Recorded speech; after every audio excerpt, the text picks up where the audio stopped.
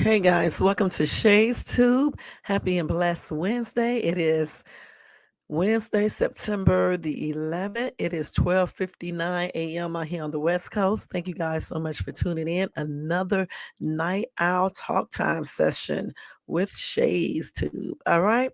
Okay, let's go ahead and do that copyright disclaimer under Section 107 of the Copyright Act of 1976.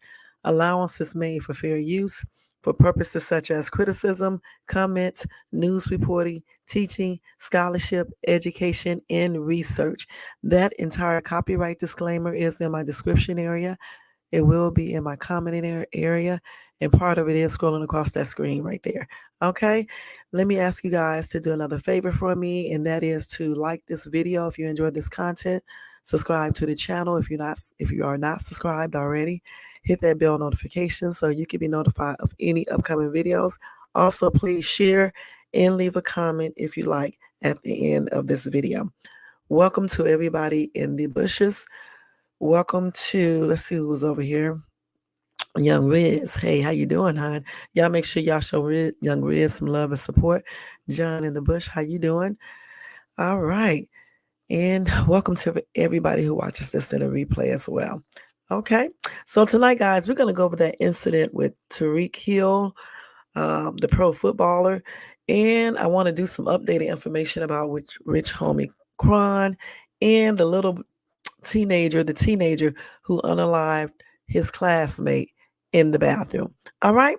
So get you something to drink, a relaxing chair, bed, or whatever, and chill for a minute and watch Shay's Tube. And we're going to try to wrap this up in 1 hour. Okay.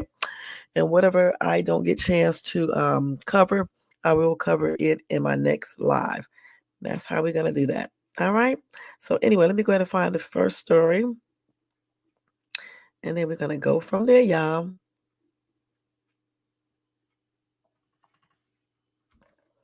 Let me go ahead and turn this music back on too. Okay, let's go ahead and put that back on as well.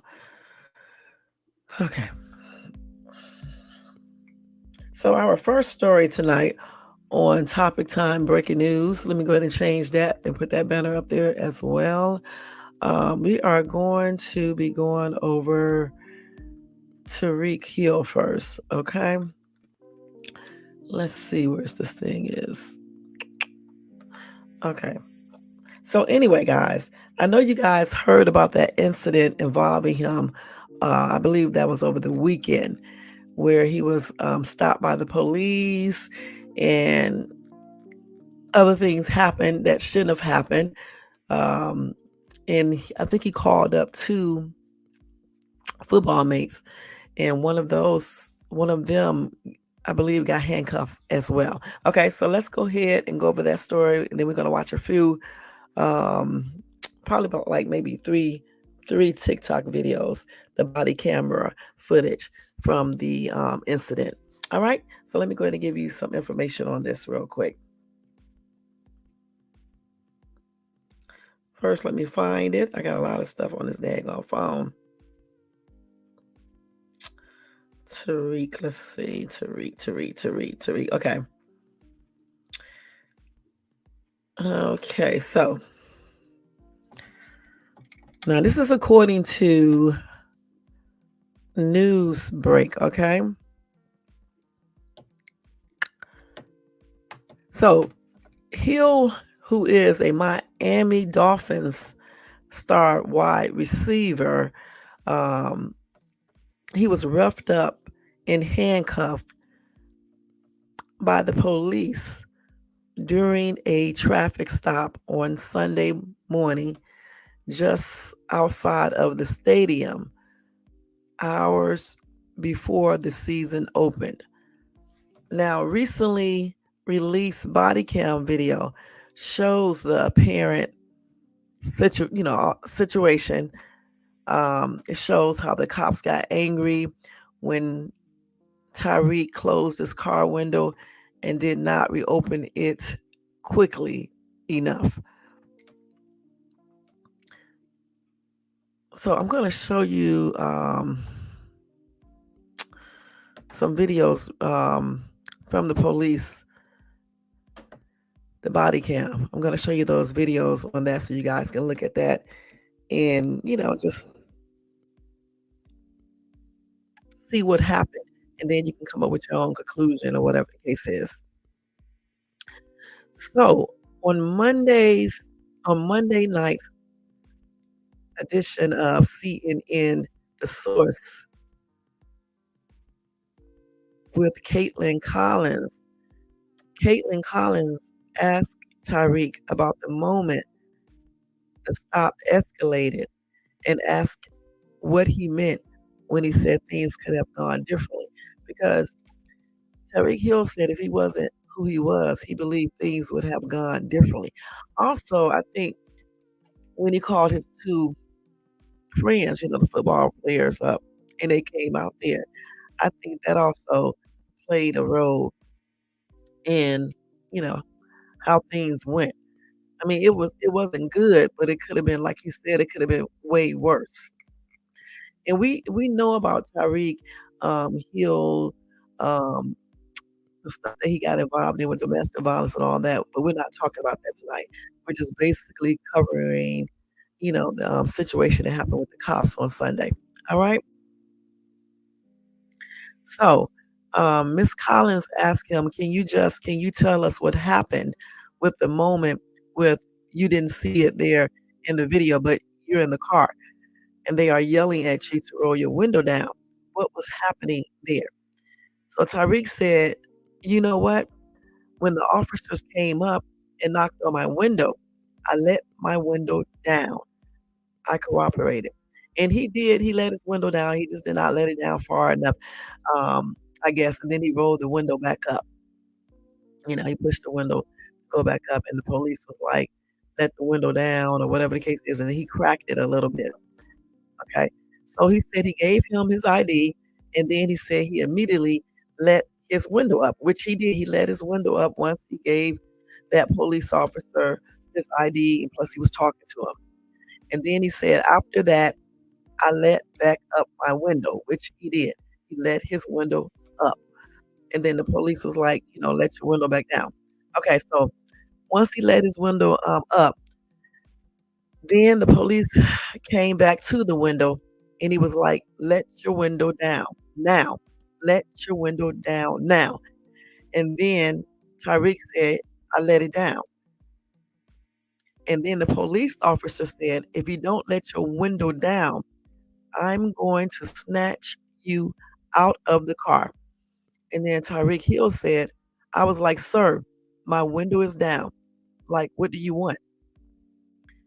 And then Tyreek Hill said, I am not trying to cause a scene because A, if I let my window down, like people walking by, driving by, they are going to notice it's me and they are going to start taking pictures. And like I didn't want to create a scene at all. Like I just really wanted to get the ticket and then just go on about my way and then just have a great Sunday. You know what I'm saying? Because really, like, I really could have just kept going to the stadium, but I really just pulled to the side, just chilling because I was that close to the stadium.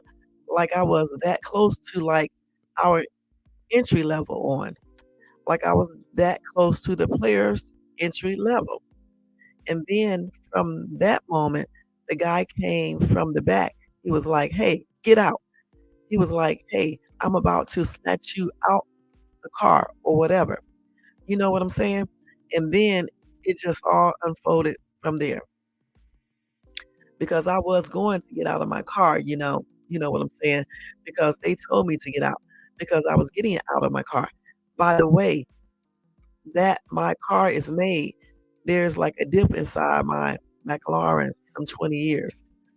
Okay, so I don't know what he was talking about right there. Anyway, Miss Collins said it happened so quickly. I mean, it's like right after they direct you to open the door, it's like seconds later when you opened it and then you're pulled from the car. And I saw that you said if you weren't Tyreek Hill that you feared. And then Hill said yes. And then Miss Collins said, this could have ended a lot differently. What do you think could have happened? He said, Tyreek said yes. Like, so The crazy part about it is I hate talking like this, man, but because I have a kid fan base, but the reality of it is it's the truth. If I wasn't Tyreek Hill, worst case scenario, we would have had a different article. Tyreek Hill got SHOT in front of Hard Rock Stadium, you know, or that's worst case scenario, or Tyreek Hill put in handcuffs and taken in and booked. But it's crazy that me and my family had to go through this, you know, and then Miss Collins said yes. So he was basically just saying if he wasn't who he is, he felt like he could have got shot, unalived, or handcuffed and taken in. All right. And I did watch a bunch of videos and I did see where the cop was talking to him and things like that. I don't know what was the cop's problem actually.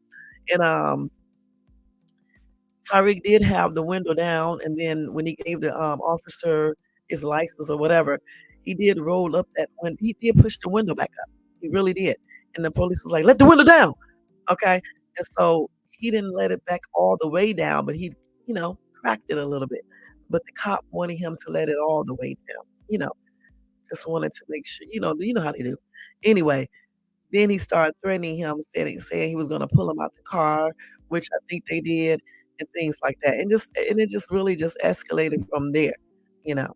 It was a hot ass mess. I'm getting ready to show you guys this video in 1 second. Just hold on. Let me read a couple of these comments.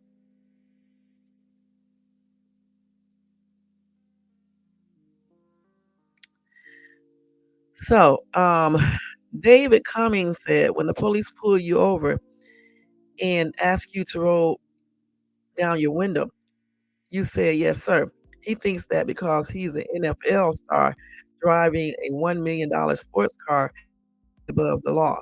The police had the right to do what they did. Tyreek Hill is accountable for his actions, just like everyone else. Somebody, Sharon, said, watch the video. He had the window down. And then somebody else said, watch it again. No, he didn't at the time he got pulled out of his car. That's because he rolled the window back up. At the time he got pulled out of the car, he rolled the window back up, and then he cracked it just a little bit, I believe. Okay, that's what happened.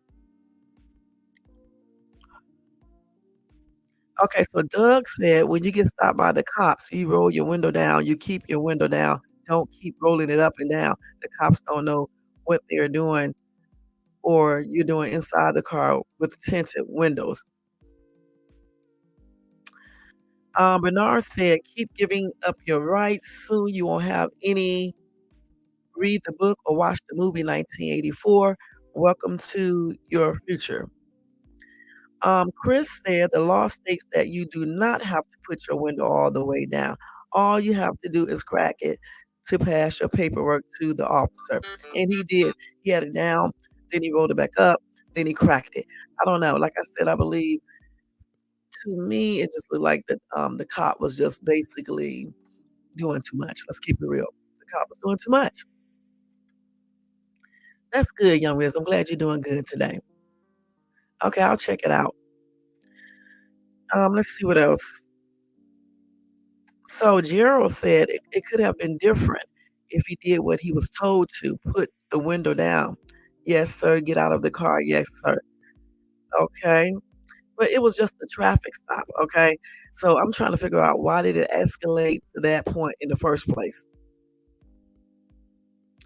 A lot of people think he was acting like he was self-entitled, but I don't really see it that way, y'all. I mean, I watched it. I just don't. Let me go ahead and show y'all this video real quick, and then we'll go back to these news articles. Let me go ahead and get them. 'Cause I really just don't see it that way. Maybe I wasn't watching it clear, but let's see here. I got so many videos saved here, it's ridiculous. Hold on, let's see. Let's see which one I wanna do. So which one is this one? Okay, let me see which one is this one right here first, y'all. Hold on for a second.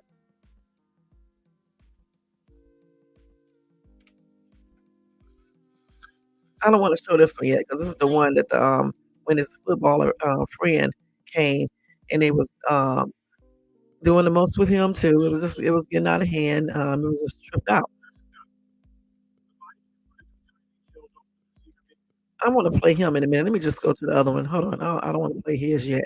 Let me go down. Let me see. Okay, no, I don't want the commentary right now. Let me see if I can find the actual video that I saved. Oh yeah.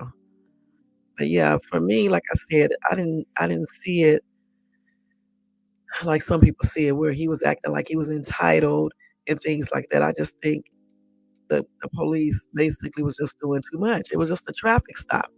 They know who he was. I mean, who he is. They knew who he is. Okay, they knew that. So let's see here. Hold on, y'all. Let me see if it's gonna come open right here.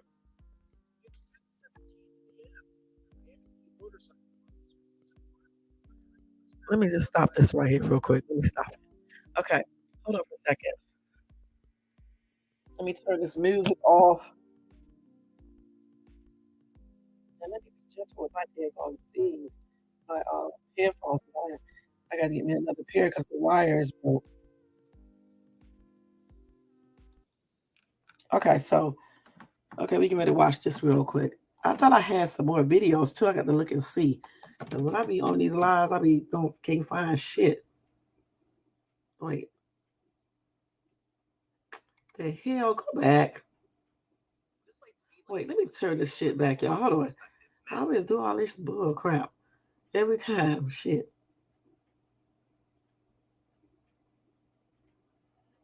Wait, let me see something. Let me see if I can go right to the right one. Hold on, y'all. Just hold on for 1 second. Let's see what did I do with the actual damn video. Let's see.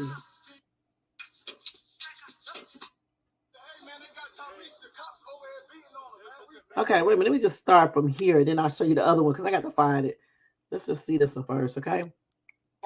That's this foot. Y'all know who this is. Shit. Let's get in the car. Stop on the side of the Hey, get in the car. You're parked in the middle of the street. I'm in the car. You gotta go before you get a ticket. Hey, I'm in the car. Who's the driver? This is my car. All right, move. All right, I'll take that. You gotta move right now. Let me have your license. You're gonna ticket too. I'm coming. Let me have your license. You're gonna ticket. Let me have your license. I'm leaving. I'm not playing. Let me have your license. Your license right now. Your license right now. You're not gonna give me your license? Hey, you're not gonna give me your license? I'm leaving. Let me have your license. Your license right now. Hey, your license right now. Or I'm gonna lock you up. Your license. Hey man, they got Tyreek, the cops over here beating. Okay, so this is the other footballer, right? And that's who Tyreek called up. And they came out to see what was going on. I guess he had his car parked in the wrong area. I'm in the car. Who's the driver? This is my car. All right, move. You gotta move right now. Let me have your license. You're gonna take it too. I'm coming. Let me have your license. You're gonna take it. Let me have your license. I'm leaving. I'm not playing. Let me have your license. Your license right now. That's abuse of power. I'm sorry. He said he was moving his daggone car. He said that. Let me have your license. Your license right now. Hey, your license right now. And he also got handcuffed. He also got handcuffed. Okay, he also got handcuffed. Let me go to this other video real quick. So we just saw that one. Let me take this off here real quick so I won't play it over again because y'all know how I be doing. Let's see. Let's see if this is the other one right here. Hold on. I would hope there would be let's see this real quick. About the investigation today about this from Miami-Dade police. It was an odd scene to see him on the ground being handcuffed over a. I'm gonna get to that video too. Just wait. Calais Campbell, NFL Man of the Year for community work and the way he carries himself, being handcuffed too. So I think that's the guy you just saw. Video, if and when that comes out, will answer a lot of questions. I would hope there would be some word about the investigation today about this from Miami-Dade police. It was an odd scene to see him on the ground being handcuffed over right outside the stadium, and then Calais Campbell, NFL Man of the Year for community work Calais and Campbell. The way he carries himself, being handcuffed too. So I think the body cam video, if and when that comes out, will answer a lot of questions. I would hope there would be some word about the investigation today. Today. Wait a minute, hold on. Let's go on to the next video. Okay, so what was that? We were right here. We just saw that one. Let's see what this one is, y'all. Not that one. We don't want to see that. We want to see this. Hold on, let me see if this is this. Wait, I got to wait till this ad go over. But that's I forgot to get that football player's name. He just came out there because Tyreek called him and another one. And the police was just basically tripping out with him. They could have just said, move your car. He was escalating the problem, actually, just doing too much. The police officer, just the tone of his voice. Just, move your car, give him time to move it and go from there. And then he put him in handcuffs as well. So let's see what they're saying. I don't know. Can't hear nothing. Let's see. Well, I don't know what let me see.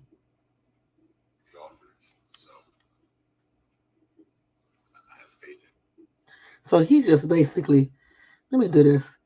He is just, let me go to the other video. Let me see. I'm trying to figure out what did I do with all the damn videos I had. Okay, it's not this. Let me see if this is it right here. Hold on, y'all. Just bear with me. Because I got to find the right one. I'm not gonna run, bro. I promise you. I promise I ain't gonna run, bro. I'm wanted in 50 states already. You want me to lay you down? I'm gonna fix one up for the bro. What's up? What's going on? What's the issue? We're trying to talk to him through the window, get his ID. He doesn't put his window down.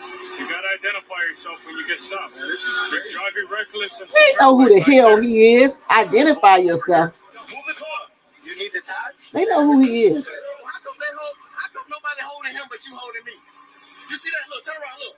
You know what I mean? That he can you know exactly what you're It's called fail to obey. We gave you a lawful command to do it. You didn't do it, sir. So now you're under arrest for failure to obey. Yes, we gave you a lawful command. Hey, bro, you grabbing my shoulder too hard, man. Did I fucking tell you stop moving? Hey, no, hey. I just told you stop moving, but you want to play victim here. This is uncomfortable, though. Okay? I told you sit upright. You told me not to move my car. And did you ever move the car after multiple times being told no? Okay. You didn't move. He said he was going to move his car. He said he was going to move his car. Listen. Okay. There you go. Sit upright and that's it, right? I'm gonna tell you like this, bro. Look, your job is to serve and protect, right? You're doing a horrible job of protecting right now, bro. Hear me out. I was the last one to get here. You know that, right? So when I get here, I don't know what's going on, but I hear them telling you multiple times, move the vehicle, move the vehicle, move the vehicle, and you don't do it. What's your ID? What's your ID? I told you I'm not gonna run nowhere. For what? What am I gonna? That's only gonna make this matters worse, right? What's your ID? What's your ID? What's your ID? The real one? I know a lot bigger. You're a big guy, man. No, hit this car, though. No, I got you, man. What is it? Don't know you're a Dolphin player, right? Thank you. I appreciate that for letting me go. That's all I wanted. You squeezing me too tight. I can move, though. I can move. You don't tell me what to do. Man, all of this is ain't called for, man. All of this. Why is he getting arrested? What's your name? Janu. Why is he getting arrested, though? They want to play games and they want to act up, and this is where we are. How many times did we not tell him to move this car? I know for his team. Right? How many times did we not tell him to move the car? Okay? I know. You didn't listen. You don't tell me what to do. Okay, so we saw that. So let's stop this right here. And then we're going to go to the next one. Hold on. The whole entire situation, in my opinion, was blown out of proportion. Okay. It was blown out of, I forgot you said it was just blown. It just went another way that it shouldn't have. Okay. Yes, he rolled his window up. Okay. Yes, he did. But I believe he did crack it. I got that video too. I just got to go through all these videos. But I believe he cracked that window a little bit. The cop, in my opinion, the cop just wanted to what is the word I'm looking for? He just wanted to, like when people know they got a higher they got a high position, and people just take advantage of that and just go over and beyond and just be doing the most. In my opinion, that's how the cop was doing. I don't even see at this time, like in the part of the video I just watched right there, Tyreek Hill didn't even seem like he was that mad or anything. You see what I'm saying? Even his teammate, when he had the car parked in the wrong place, he said he was going to move the car. All right. He was on the phone talking to whomever, and he said that he was going to move the car. The police wanted him just get in the car immediately and move it, and he didn't do that. But he did say he was going to move it. I don't know why they felt like they had to put him in handcuffs, though. I don't. They could have just told him move your car, get it out the way. Because I mean, just get it out the way, point blank. I don't feel like he should have been, detained or anything. Let's see here what people are saying. Matt said they had his ID. They told him to roll down the window. He did. And as he was rolling it down, the officer escalated the situation. Yeah, he did. He rolled up. He had the window down at first. He gave his ID. Then he rolled the window back up. The police officer got mad because he rolled the window back up. And when he told him to roll it down, he wouldn't. And then he just cracked it a little bit. So he felt, I guess the police felt like he wasn't listening to him. And he probably think he's all that because he's a big NFL star or something like that. However, I still believe that the police should maintain, their professionalism and try to de-escalate the situation. If he got the window cracked, just let him keep it cracked, give his ass his ticket and let him go. And then I thought I heard him say you might run or something like that. So he's gonna run, knowing that he's a big star and he has a game, later that day. I think he was on his way to the stadium at the time. And he's gonna do, leave his car, right there, as much as that car costs. I mean, come on now. And they know exactly who he is. You know what I'm saying? They knew who all of them were. Blue said he had the officer had the ID in his hand. He wanted to heat this situation up for clout. He would be fired and they will be sued. Okay, so Jan said, I wonder if he takes this time rolling his window down at a drive-through or to pay a toll at a toll booth. He probably don't. I mean, because he just, he doesn't. But the thing is that you don't have to roll your window all the way down as long as you crack it. You know what I'm saying? We can look that law up if I can remember to do it. You don't have to roll your window all the way down. You can just crack your window. All right. Okay, so SIW said Campbell, or Cam, yeah, Campbell just checking in on his teammate. That's BS that they put him in cuffs. He's a good guy. That's what I'm saying. Why? Give him time. I heard him ask him to move his car, but give him time to move it. I mean, it's like they just want. As soon as he said, "Move your car," after he said whatever else he said, it seems like the cop just wanted him to move that car instantly. Just get it out the damn way, and you better hurry up. This person right here is being racist. Okay, so we're not gonna read that. Let's see. So Gerald said that command and obey is BS and crazy. They are some control freaks, but they wouldn't do that to a rich white person. I promise. Um, I might have to agree with that. You know what I'm saying? I hate to say it. I hate to say it, but I might have to because I'm just thinking to myself, if it would have been a white football player, would it had been a little different, or just some random white person, period, that had looked like they got some money, and the car alone would tell you that they have money. I'm just wondering that myself. So Justice said your command does not override the constitutional rights of an American citizen. You have to expect a citizen respect. What you have to, I guess he mean you have to respect a citizen rights and Fourth Amendment. You just violated the whole Fourth Amendment. Okay, so we got another one. He said those Latin officers can't even speak English. Big problem down here hiring all these just arriving Latinos and on all these federal jobs as well. Okay, let's see what else people said to him. Well, Jennifer said, well, you don't want to do them. And then, okay, then somebody had to be racist. I'm not going to read that one. And then Than said, it doesn't matter how they speak, honestly. It's about how they do their job, accent or not. Amber said, why is it that Americans have to identify themselves for any reason when illegal immigrants cross the borders freely without the same treatment. First of all, they knew who this dude was. Yeah, you can ask for ID, but they knew who he is. You know what I'm saying? They know who he is, and they knew who he was. You know who he was at that time, and they know who he is. They even said that they did. Come on now. Ooh, Chucky said Latino cops have a God complex. Okay. Whip It Up said lawsuit.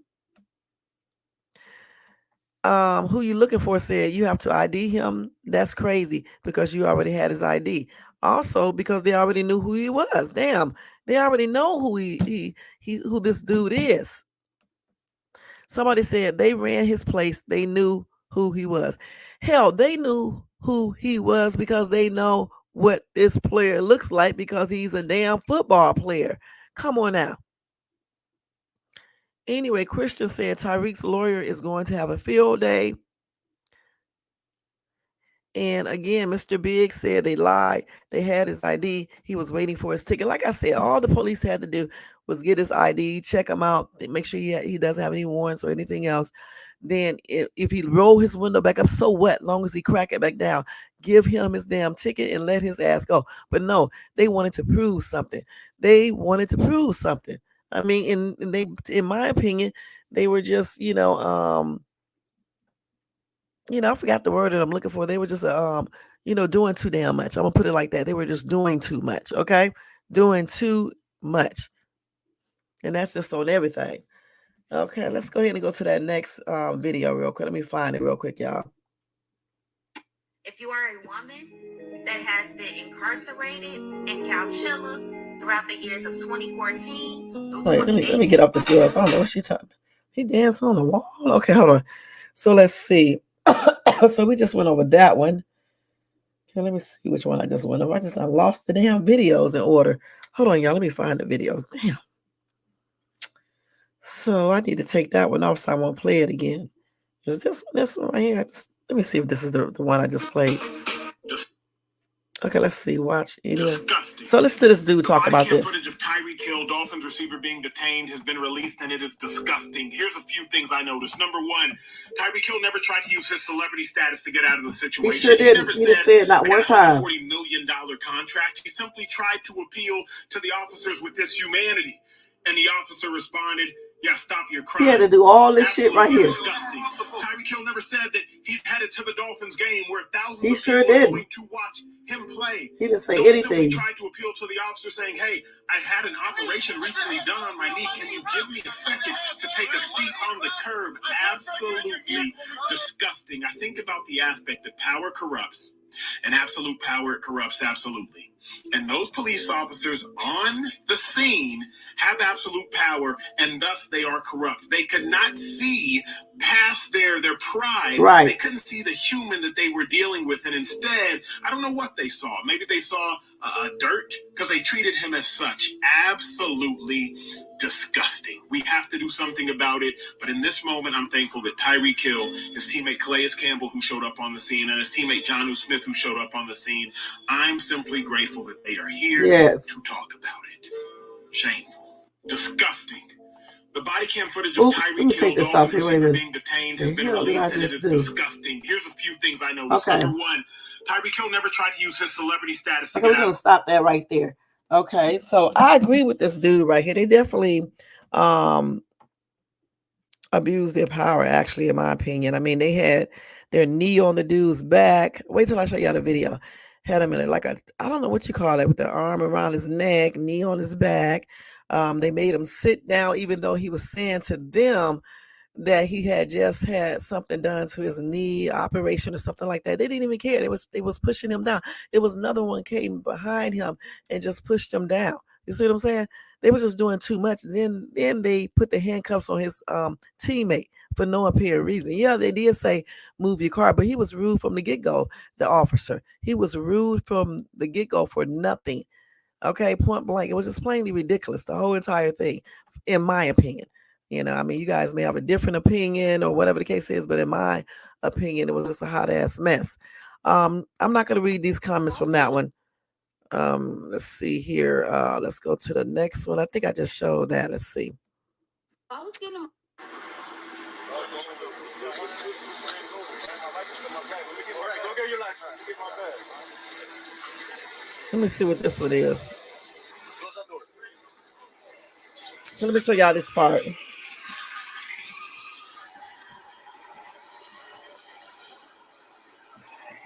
So let me start this over again. Let's see. That's his teammate right there. I think that's Campbell. Close that door.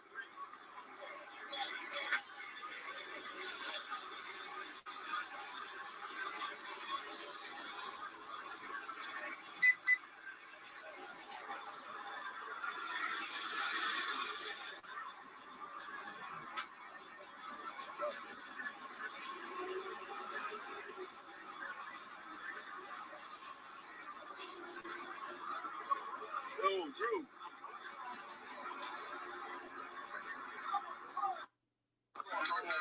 Let me stand up so I can pick up this. I'm going home, bro.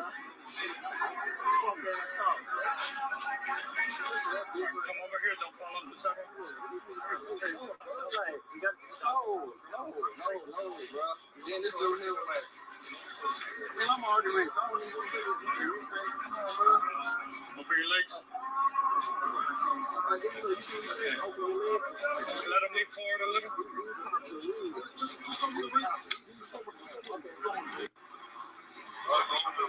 Okay, I think it started back over. Okay, let's do this. Go get your license. Okay, hold on. Let's see what this will say. Close the door. So again, cops don't have to be all nicey, but but at least try not to escalate minor situations. You understand what I'm saying? Don't try to escalate those. Keep everybody under control. You maintain your control as well, and treat people like they should be treated, like people. You know, throwing him down on the ground like that, um, putting his knee on the back, putting him in that little hold or whatever the case is. In my opinion, it was just too much excessive force used there, and that's just on everything.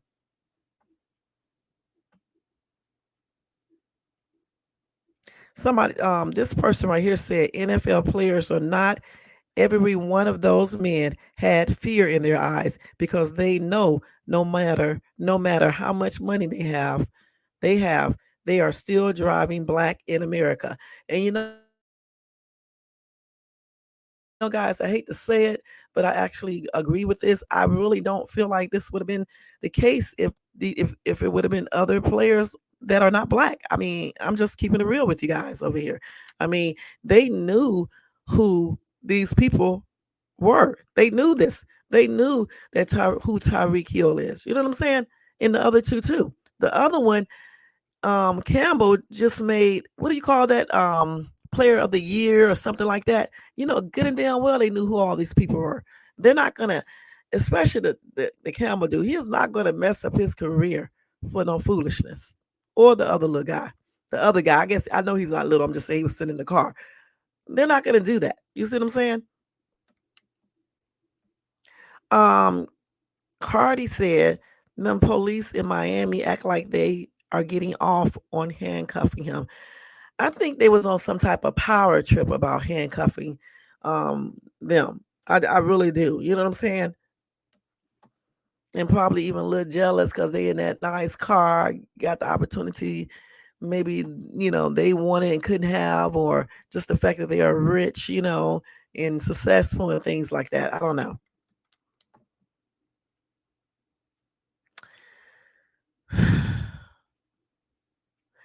Somebody said, like, dude, you could just have given him a ticket, but your ego is so big, you have to take him down to the ground and arrest him and harass the other players.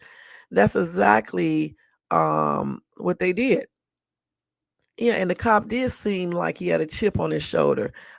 He act like he had an attitude problem. I'm just keeping it real. He really did. He was just rude the whole time. Let me look for that other video real quick. Just basically doing too damn much, in my opinion. The police officer was put on administrative leave. So let's watch this real quick. I wasn't. That should tell you everything you need to know then. Let's watch this real quick. You feel me? Should tell you everything you need to know. So that's all I'm gonna say about that situation. I'm just glad that my teammates were there to like support me in that situation because Right. I felt alone, you know. And when they showed up, it made me realize that we got a good team this year, dog. For them to like put their life on the line. Right. I guess the police officer was put on administrative leave. Were you aware of that? And if Nah, so, I wasn't. That should tell you everything you need to know. But that's routine. You feel me? Should tell you. Well, Everything maybe you need to not know. for that right there. It's So not. that's all I'm gonna say about that situation. I'm just glad that my teammates were there to like support me in that situation because I felt alone, you know. And when they showed up, it made me realize that we got a good team this year, dog. For So them that's to like good. put their life on the line. I guess the police Okay. officer was So put on the police. administrative leave. Okay. So remember, administrative leave, they still get paid. Okay. So it's like a vacation. Okay. So the only thing that's gonna be hurtful to this police officer or officers is if they put them on a leave without pay, and they ultimately either get suspended or fired, point blank. You know, because this thing right here could have escalated to somebody getting unalived or seriously hurt over nothing, over a speeding ticket. He probably was speeding to get to wherever he had to get to and stuff. You know what I'm saying? I mean, you still, you hold on, y'all. You still, that doesn't mean that, hold on, let me turn this off. That doesn't mean that you, damn, I can't turn this off. That doesn't mean that you still speed or anything, you know, break the law. Okay, so they had the right to stop him if he was speeding and to give him a ticket, but all this other stuff, it was just done in excessive. It was just excessive force, in my opinion. Doing all this stuff, throwing people down on the ground, doing like almost like a chokehold. It wasn't a chokehold. I'm just calling it like that because he had his arm around his area or neck or something like that. I can't remember. But we're gonna watch the video anyway as soon as I find it. Y'all know how I be up here at night. I just be on a whole nother level. Let's see if this is it right here. But yeah, just for me, like I said, it just was too much. It was just too much, too much happening there. It really, truly was. Hold on, let me go up here. What these damn videos are. Is this it right here? Let's see. I think I just showed this one. Let's see. Okay. I don't think I showed this one. Let me show y'all this. I don't think I showed this one right here. Hold on.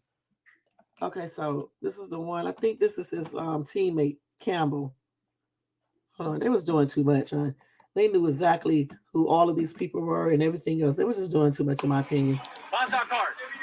This is no need to do this. You want to be handcuffed too? All right, then back up. We're not playing this game here, man. What game? It's not your business. What game are they playing? It's not your business. Keep going back. I don't think they trying to play no game because they was trying to actually get ready to play a game later on. Hey, get back in your car before you get a ticket. Get back in your car and leave. You gotta go before you get a ticket. Why do he have to go? Why? Just move your car out the way, but he can stay there. You gotta move right now. Let me have your license. You get a ticket too. Let me have your license. You get a ticket. Let me have your license. I'm leaving. I'm not playing. Let me have your license. Your license right now. Your license right now. You're not gonna. He didn't even know why they was acting like that. You're not gonna give me your license. I'm leaving. Let me have your license. Your license right now. Hey, your license right now. Or I'm gonna lock you up. Your license right now. They doing too much. Your license right now. You're dealing with me now. Your license right now. We're not playing this game here, man. What game? What game is he playing? What's game going, man? My license in my bag. Let me get. All right, give me your license. Get my bag. All right. This is the whole video of this that we saw parts of.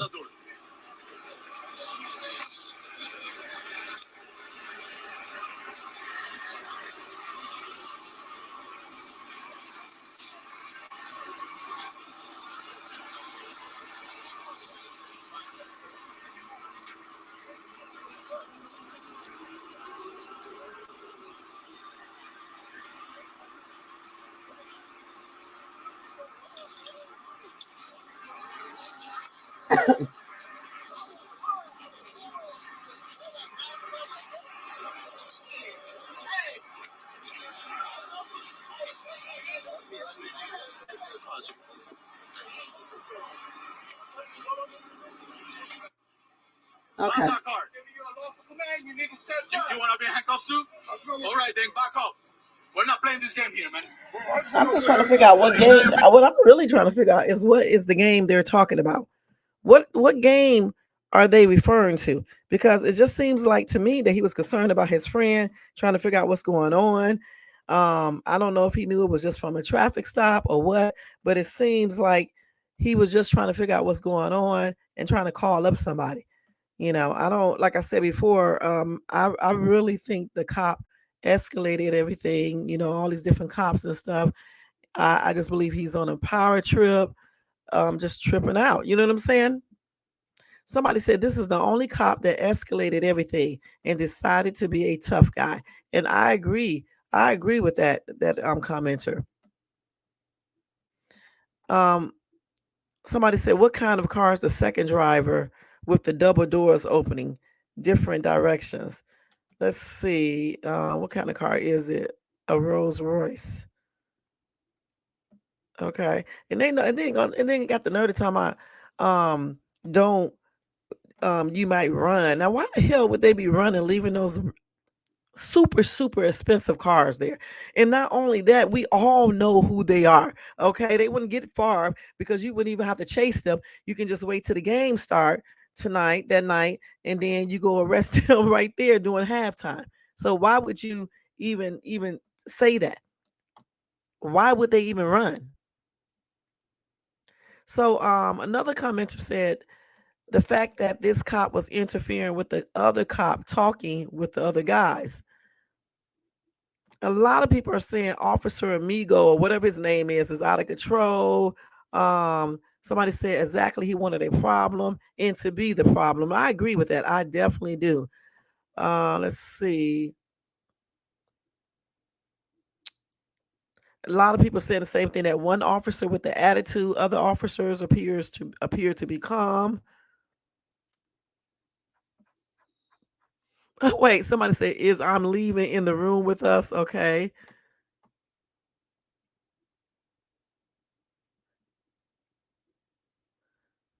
Okay. So somebody said, are you a racist? And shame on you. So there they go. I'm not going to read that. And I'm still trying to figure out because the cop said, you want to play? Okay, let's play. Play what? Because I didn't see anybody playing. I just did not see anybody playing.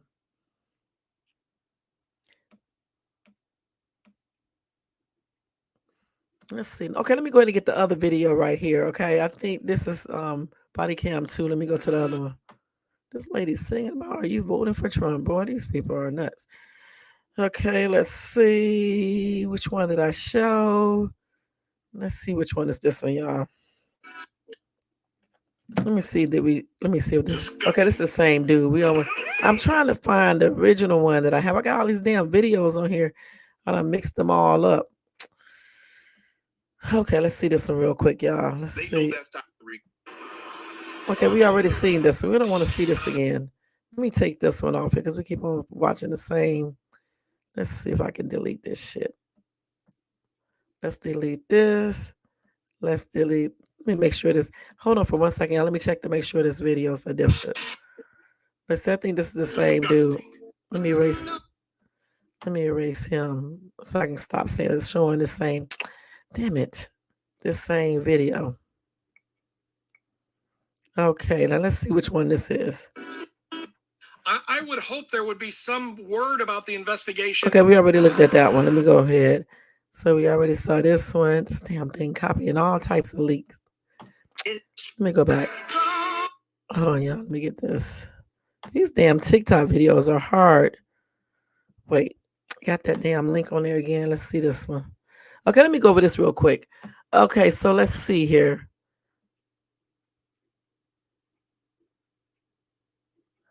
So yeah, that was right before that opening game on Sunday when he was you didn't see what John? That was right before the game when he was detained by the police.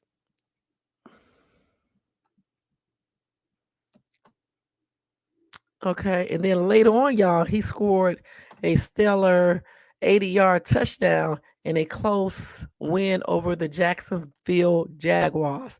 And I wonder if that police officers, if all of them watched that game. He celebrated the score by putting his arms behind his back with his wrist together in a cheeky nod to his pre-game incident. But off the field, the detention as well as police interactions with two other Dolphin players has led to a public back and forth between the NFL team and local police and has renewed the debate over how law enforcement handles traffic stops and interact with members of the public. Because if they're being that crazy and that rude, we better be scared when we get a traffic stop with some of these damn police officers. Now, on Monday night, police released nearly 2 hours of body cam footage showing the interaction with Hill and other Dolphin players at the scene.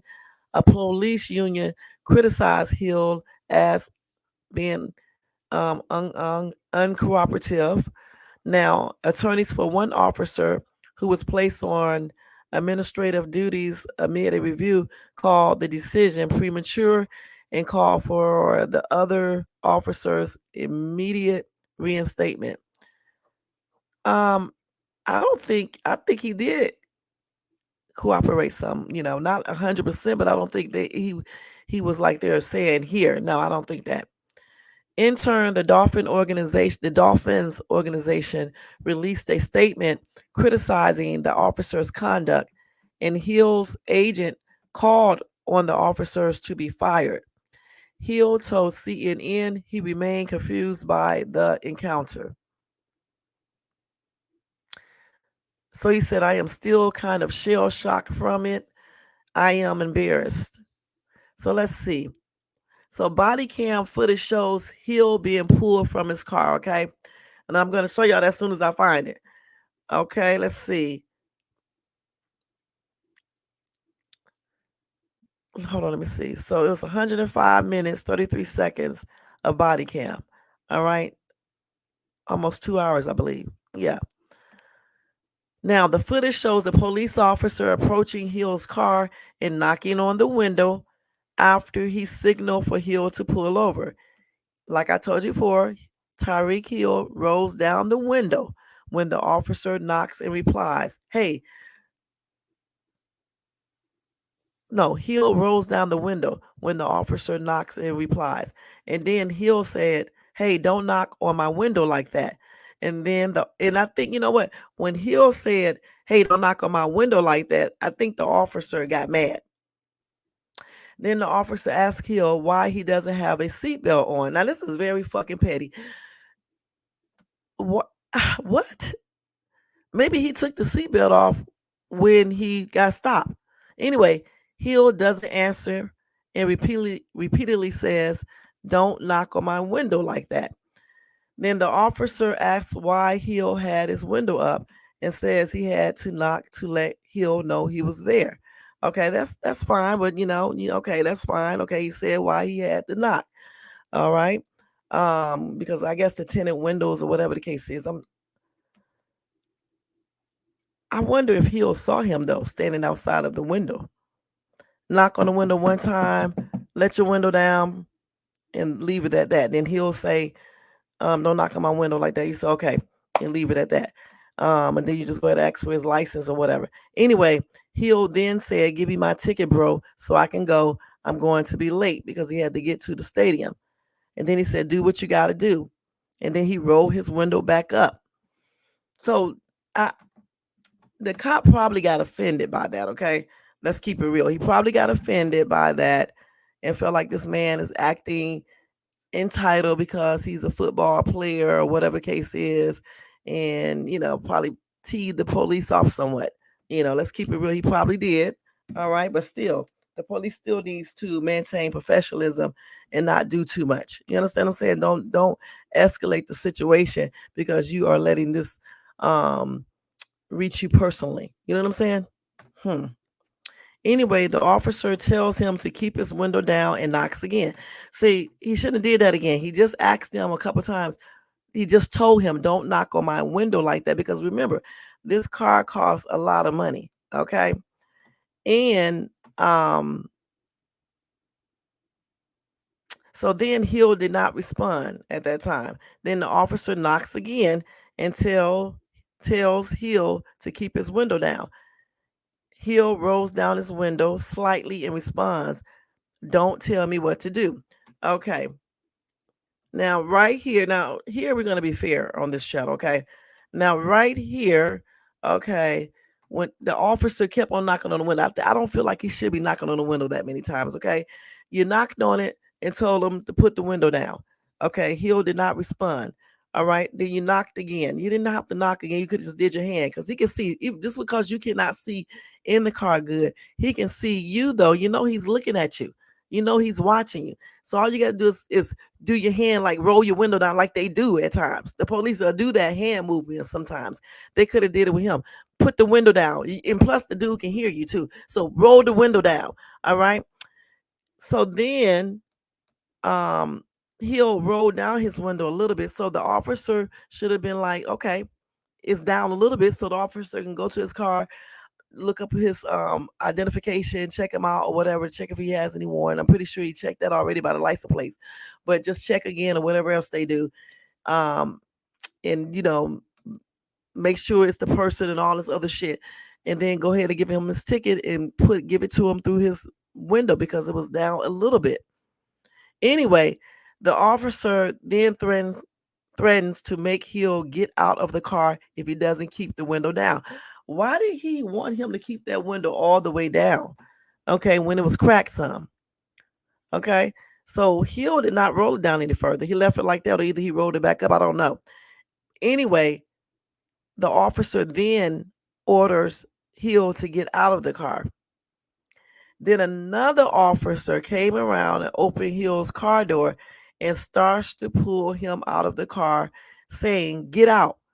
While Hill responds, "I'm getting out." And then Hill is heard saying, "I'm getting out, I'm getting out." And the same officer says, "Too late." And they start pulling him out.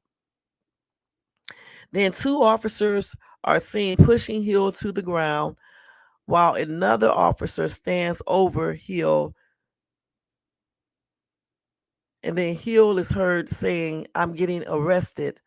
And then multiple times. And then one officer physically restrains him. And that officer says, "When we tell you to do something, you do it. You understand? You understand? Not what you want, but what we tell you. You are a little effing confused." And then Hill said, "All right, bro, take me to jail. Bro, do what you got to do." And then the officer says, "We will." Now, the time from when the officers first knock on Hill's window to when he is fully handcuffed on the ground is around a minute and a half. Oh my God. The officers then move Hill to his feet and have him sit on the sidewalk. As an officer slowly leads him to sit on the ground, Hill says, "Hold on, bro. I just had surgery on my knee." As he is speaking, another officer comes behind him and puts an arm around his chest. He begins to pull Hill toward the ground as Hill repeats, "I just had surgery on my knee." The restraining officer says, "Really? What a coincidence. Did you have surgery on your ears when we told you to put the window down?" And then Hill says, "Bro, chill." Now, Hill was ultimately cited for careless driving and a seatbelt violation, according to citations released by the police. The citation note Hill's vehicle had a visual estimation 60 miles per hour. The actions displayed on the video clearly do not meet the standard we would expect from law enforcement and are deeply concerning. That is according to Miami-Dade County's Chief of Public Safety, James Rees, said in a Tuesday statement. So let's see what Hill said right here. Hold on. Just listen, guys. Okay. Actually, let me just tell you because I don't want to do it off of YouTube. Okay, so anyway, he said I was following rules. I wasn't moving fast because I got injuries. I got things that I go through. I play a physical sport. I have been doing this for a moment now, man. So I'm dealing with some stuff. So I guess the officers, they felt like I wasn't doing it on their timing. I was doing it, but I'm still kind of shell shocked from it. I am embarrassed. This is what Hill told Caitlin Collins on CNN. And then he further reflected on the moment that things escalated, saying that it started when officers asked him to roll down his window. Like I said before, I think the officer got offended when he said, "Don't hit on my window like this, that man," or whatever he said, something like that. And the officer probably was saying to himself, "Who the f this dude think he is?" Now I'm just being nice. He could have said some other things in his brain. You know what I'm saying? I don't know, but I know he probably said. I'm guessing he probably said, "Who do he think he is telling me not to knock on the damn window? When I'm telling him to do something, he needs to do it." Okay, so that's what he probably was saying, the officer, you know. So he said, when the officer came up and knocked on my window, I let my window down. I cooperated, gave them my ID. Then I immediately let my window back up. And then after that, I let back up my window. And then he came back to the window and was like, "Let your window down now. Let your window down now." And then I let it down. Okay, so then he went on to say exactly what I told you guys that he said before when I told you about this. All right. Now, the 30-year-old was asked about an earlier quote of his about how um, the situation could have unfolded differently if he wasn't Tyreek Hill. And that's when he was saying that it could have been a worse case scenario if it wasn't him. You know, he could have got shot in front of the Hard Rock Stadium, or he could have been arrested. Also, like I told you before, his teammate also was placed in handcuffs. Campbell was also handcuffed when trying to discuss the situation with the officers at the scene, according to police. So I guess Campbell came there to see what was going on, and it looked like he was trying to figure out what was going on. He didn't know what was up. He just happened, like when you pull up to a situation like that, you don't be thinking about where you parked at and all this type of shit. You just, jump out your car to see what's going on. So that's what he probably did. And then the police came over there all rude and shit, telling him to move his car and all this other stuff, just doing too much. I mean, you can say move your car, but you need to talk to people a little bit more. Just tone it down, because you're not trying to escalate the situation and make the situation get out of hand or out of control, or somebody get unalive by mistake or something like that. You're trying to keep everything cool. So he should have came over and approached them a different way and gave him time to move that car, because he didn't even do that. The dude was going to move his car, you know. Now, speaking to ESPN on Monday, the 38-year-old defensive lineman recalled how he arrived at the scene of the teammate's detention and attempted to defuse the situation. He said he got out of his car with his hands up and approached the police officers, explaining, "I am a friend of his, Hill. I don't know what's going on here, but I think the situation is definitely unnecessary." So again, he did not know what was going on. See, I thought Hill called them, but Hill didn't. They must have saw it from a distance or whatever the case is and came over there to see what was happening. Because remember, everybody's getting ready to go to the stadium at their special interest, right? And so they probably saw Hill out there and everything, and came over there to see what was going on, just like he just said. So Campbell said he was told to leave, with an officer threatening to tow his car if he didn't go away. Right? They wanted him. Yeah, you heard that on camera. They told him to leave, and why? You can stand out there if you want. You can move away a little bit, but you can stand out there and you can move your car out of the way and put it safely, in a safe place area, so you won't, get nobody unalived, or you won't get yourself unalive. You know. So anyway, hold on. So he said he told them, "I will stand where you want me to stand. You tell me how far I need to back up, and I will back up, but I'm not leaving the scene." That's what Campbell said. He said, "This is my friend here. This is my friend here. I'm here to support him. I'm not leaving." When he remained Campbell said the officer told him he was under arrest and put him in handcuffs. And that's crazy. Campbell said Dolphins tight end Johnny Smith was also at the scene as Hill pleaded with both his teammates, "Don't leave me, don't leave me." Now in his 17th season, Campbell has previously won the NFL's Walter Payton Man of the Year award, and that's given every year to a player, and that's for his excellence on and off the field. And this is his first season with the Dolphins. Anyway, Campbell told ESPN he was thankful he was there to support Hill. He said these situations can escalate quickly. We see it so many times in America where these things go completely bad. This is a big opportunity for us to use this platform to combat police brutality that happens. This situation could have been a whole lot worse had we not been there. I'm glad they was there because I believe it would have. Now, after the body cam footage was released, the Miami Dolphins released a 3-paragraph statement criticizing the overly aggressive and violent conduct directed towards Tyreek Hill, Campbell, and Johnny Smith by police officers. It is both maddening and heartbreaking to watch the very people we trust to protect our community use such unnecessary force and hostility toward these players. Yet it is also a reminder that not every situation like this ends in peace, as we are grateful this one did, the team said. The team said they have a positive relationship with the police and praised the vast majority of officers. They also said, however, as is on full display in the videos released tonight, there are some officers who mistake their responsibility and commitment to serve with misguided power.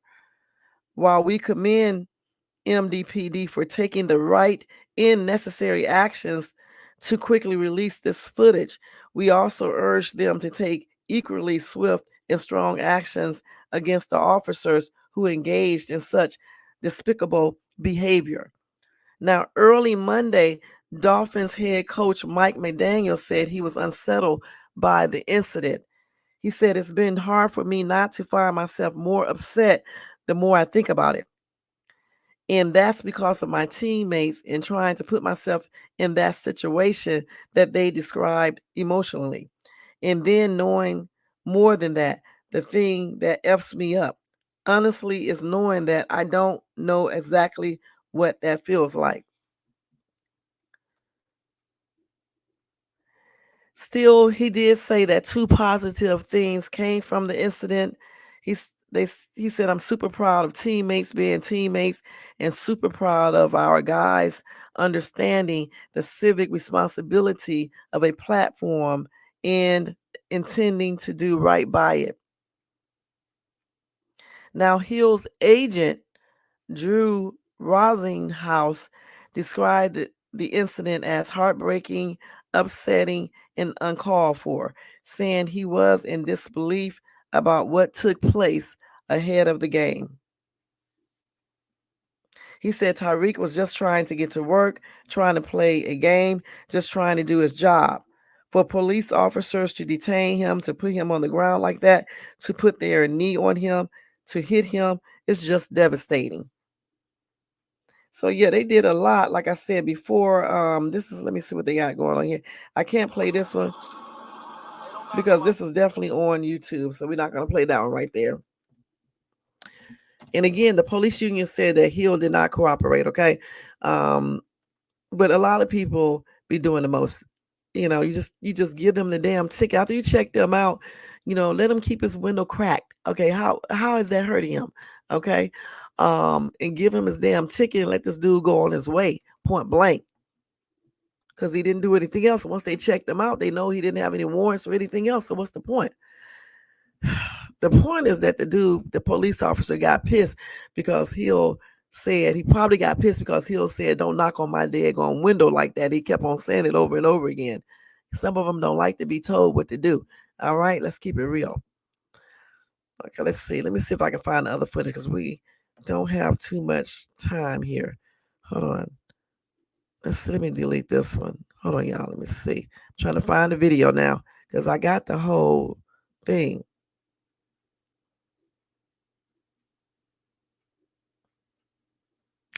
This is it right here. Let's see. It's 10:17 a.m. when a Miami-Dade motorcycle officer Let's sees a see. black McLaren westbound on Northwest 199th Street speeding toward him. Behind the wheel, they would soon learn, Tyreek Hill. One officer moves in behind the sports car, and seconds later, a colleague's camera captures them coming toward him. His radar registering more than 60 miles an hour in a 40. Officer speeding! 30 seconds after being spotted, Hill pulls over and remarks about the officer tapping his car window. Hey, don't knock on my window like that, man. Why don't you have your seatbelt on? Don't knock on my window. Why don't you have your seatbelt on? Knock on my window like that, though. The back and forth about the window lasts another 10 seconds. Get my ticket, bro, so I can go. I'm gonna be late, gang.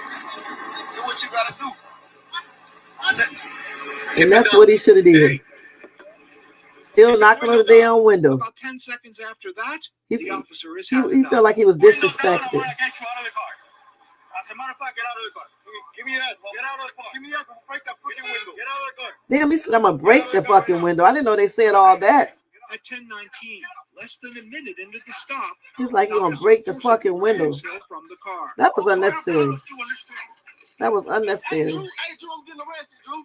He See? says to his agent, Drew Rosenhaus, over his phone. He did call him.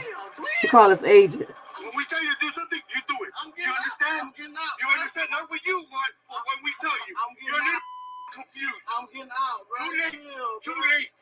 All right, bro, take me to jail, bro. Do what you gotta do, bro. We will. Good, bro.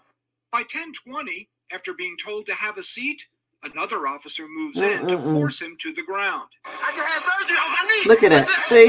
Told you. I just had surgery on my knee, bro. I just had surgery in your ears when we chill, bro. At least one of the officers did not know who he was detaining. You know who that is, right? Huh? You know who that is, no? It's one of the Dolphin Star players. Oh, yeah? Yeah, that's why it's such a big thing.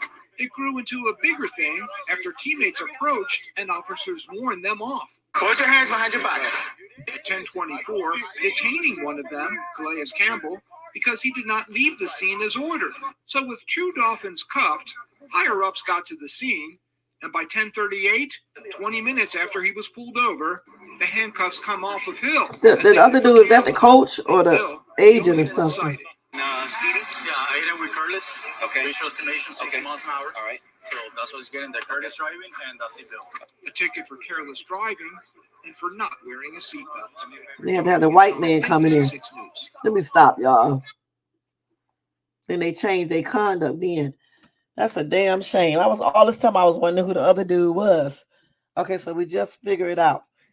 So the thing is that they just used too much excessive force. It just was plainly ridiculous, y'all.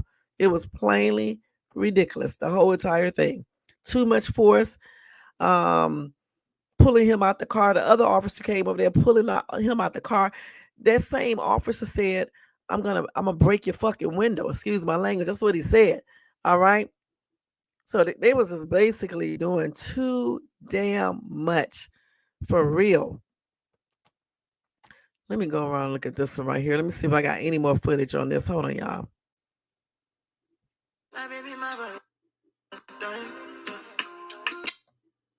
I would hope there would be some. Okay, we already saw that. So I think I showed you guys all of the videos that I have here. We just saw the other one though. Let me see this right here. And we already saw this. Okay, we already saw this. I'm just making sure. Yeah, this is a hot ass mess. Hold on. Let me take this off.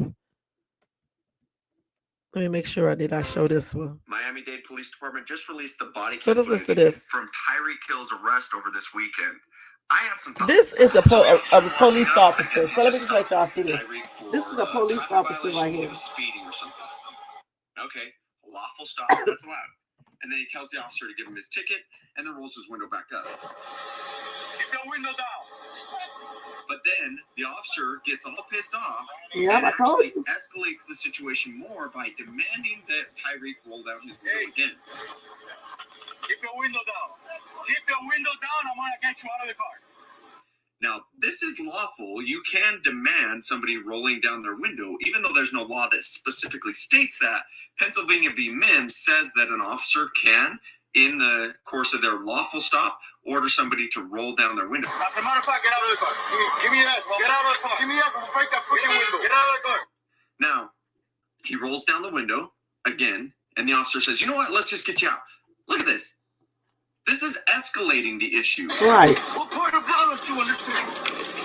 Hey, Drew, Reaching in and pulling him out is escalating the issue. And So it it's must more have been like, Drew hey, who came you there. question my authority, so now we're It's always a done. question of I'm going authority. to show you who's the boss. When really there's another way to handle this. It's a traffic violation. This isn't a murderer. See? Let's be a little bit more cautious. You're fucking confused. I'm getting out, bro. They was acting like they catching somebody who did a real crime. A serious crime, that Put him in is. handcuffs, and now they're moving him back to the back of the car. And notice Tyreek's being compliant, albeit a little bit feisty, but he's being compliant. Right. And they're using a lot of force. And then watch this. This is what gets me the most. So they can remove him. That's all lawful. Whether it's right or not, it's lawful. They have the authority to do this. So they handcuff him. They put him back. She's telling Tyreek to sit down. Watch this. This guy right here. That's crazy right there. They, you don't do that. That's show you. And Tyreek's telling him, I just had surgery on my knee. Like, you don't do this that. guy is just He come up there like a hood rat. It's like contempt of cop. Now, guys, I'm talking to all of law enforcement and people in the world. We need to just chill out a little bit. Sometimes we as officers can escalate things more than they need to be. He's a cop Our too. goal should be to either not escalate the situation when it's already escalated or de-escalate a situation that's already escalated. This, honestly, although it may be justified, is it reasonable? Now, I don't have all the facts. I don't have all the information. However, I do have 14 years of experience as law enforcement. I'm still actively employed as law enforcement. I'm not trying to go against these officers and berate them because I don't know what they were dealing with. However, I think this is a training issue. I think this is more of a question of authority and a power struggle that these officers are having. I feel it's my duty as a public servant to reinforce the public of kind of how I feel and how it should be done and how it should happen, because that's how we instill public trust. Because right now, I'm sure there's people out there, especially people of a minority community, that are feeling a little betrayed or questioning whether you can still trust the police. I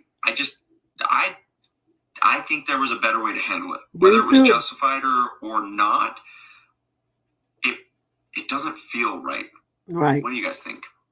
Miami-Dade Police Department just released the body cam footage from Tyreek Hill's arrest over this weekend. I have some thoughts. This dude comes up here and jumps up and pulls him down to the ground to make him sit down, even though the dude said, I just had surgery. And if he know anything about the game, I'm pretty sure when the dude was going into surgery, before he had surgery, I'm pretty sure they broadcasted it all over the TV and everything else, you know, because anytime a player get injured or something like that, they let everybody know. And even though one of the cops did not know who he was, the other ones did. And then they told the cop who he was. Okay. So if somebody tell you they have an injury, why would you make them sit down? Anyway, just let them stand up. They already had them in handcuffs. Okay. Why make the condition worse? They're going to get sued probably. We'll see. It doesn't even make any sense. It doesn't even make any sense. And as far as him, the cop said if the police ask you to roll down the window, they can ask you, and you're supposed to roll down the window. Okay. He did roll it down. It doesn't say how far you have to roll it down, right? It doesn't say how far. As long as it's down enough so the cop can see you and you can get the ticket or you can give him your license and things like that. You know. I think they already had the license at that time. And when he came back to the car or something, I believe that's when that happened. So he already knew the dude didn't have a warrant. He already knew who he was when he stopped him. But, you know, he definitely knew once he checked everything. Okay, so when the dude said, stop knocking on my window and all this other stuff so many times, he probably got offended by all of that stuff. You know, because like I said, some cops feel like you can't tell them anything because they feel like they're in authority over you. So you do what they say do and you don't talk back. That's what it sounds like to me. You know what I'm saying?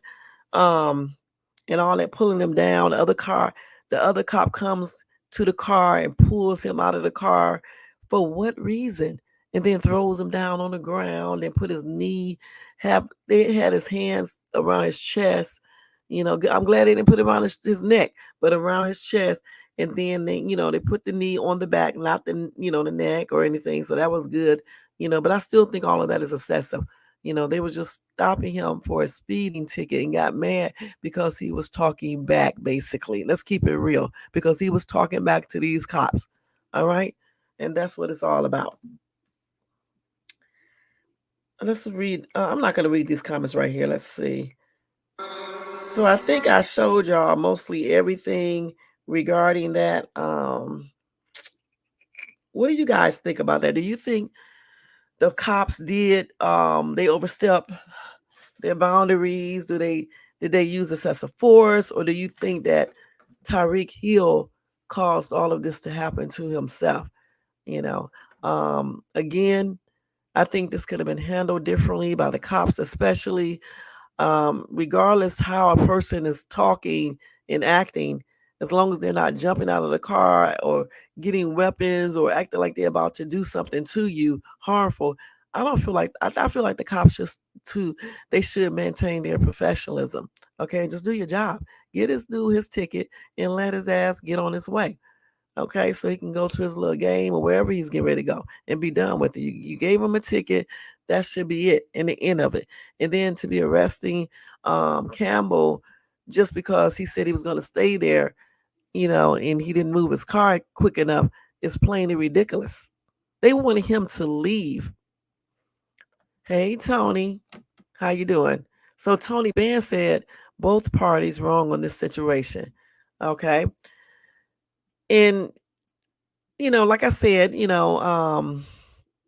Tyreek Hill, you know, he wasn't he didn't roll the window all the way back down, but he did crack it. I did say that. Um, I don't think you have to. I mean, it would be nice if you be nice to the cop, but some people do talk rude to cops. Let's keep it real. Some people do talk rude. I have seen it all the time, and I have seen other race of people say stuff to cops, and they don't do all that. Let's keep it real. They just don't. I can show you many videos like that.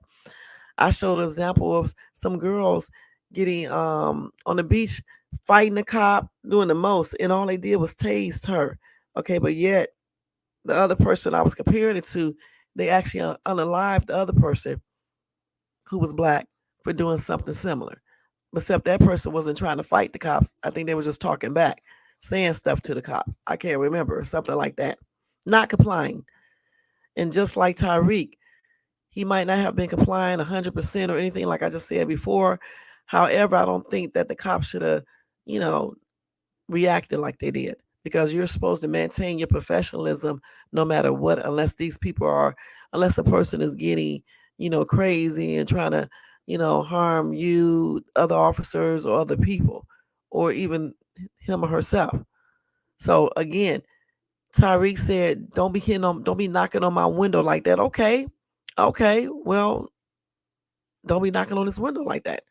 Okay. Because look how much the car costs. And so the cop don't really have to listen to that anyway. So he did. So he knocked on it again and again and again, telling Tyreek to let the window down. Tyreek cracked that window a little bit. The cop wanted him to let it all the way down. But mind you, the cop already knew who he was. He already had his ID and everything. So why did he have to let the window all the way down?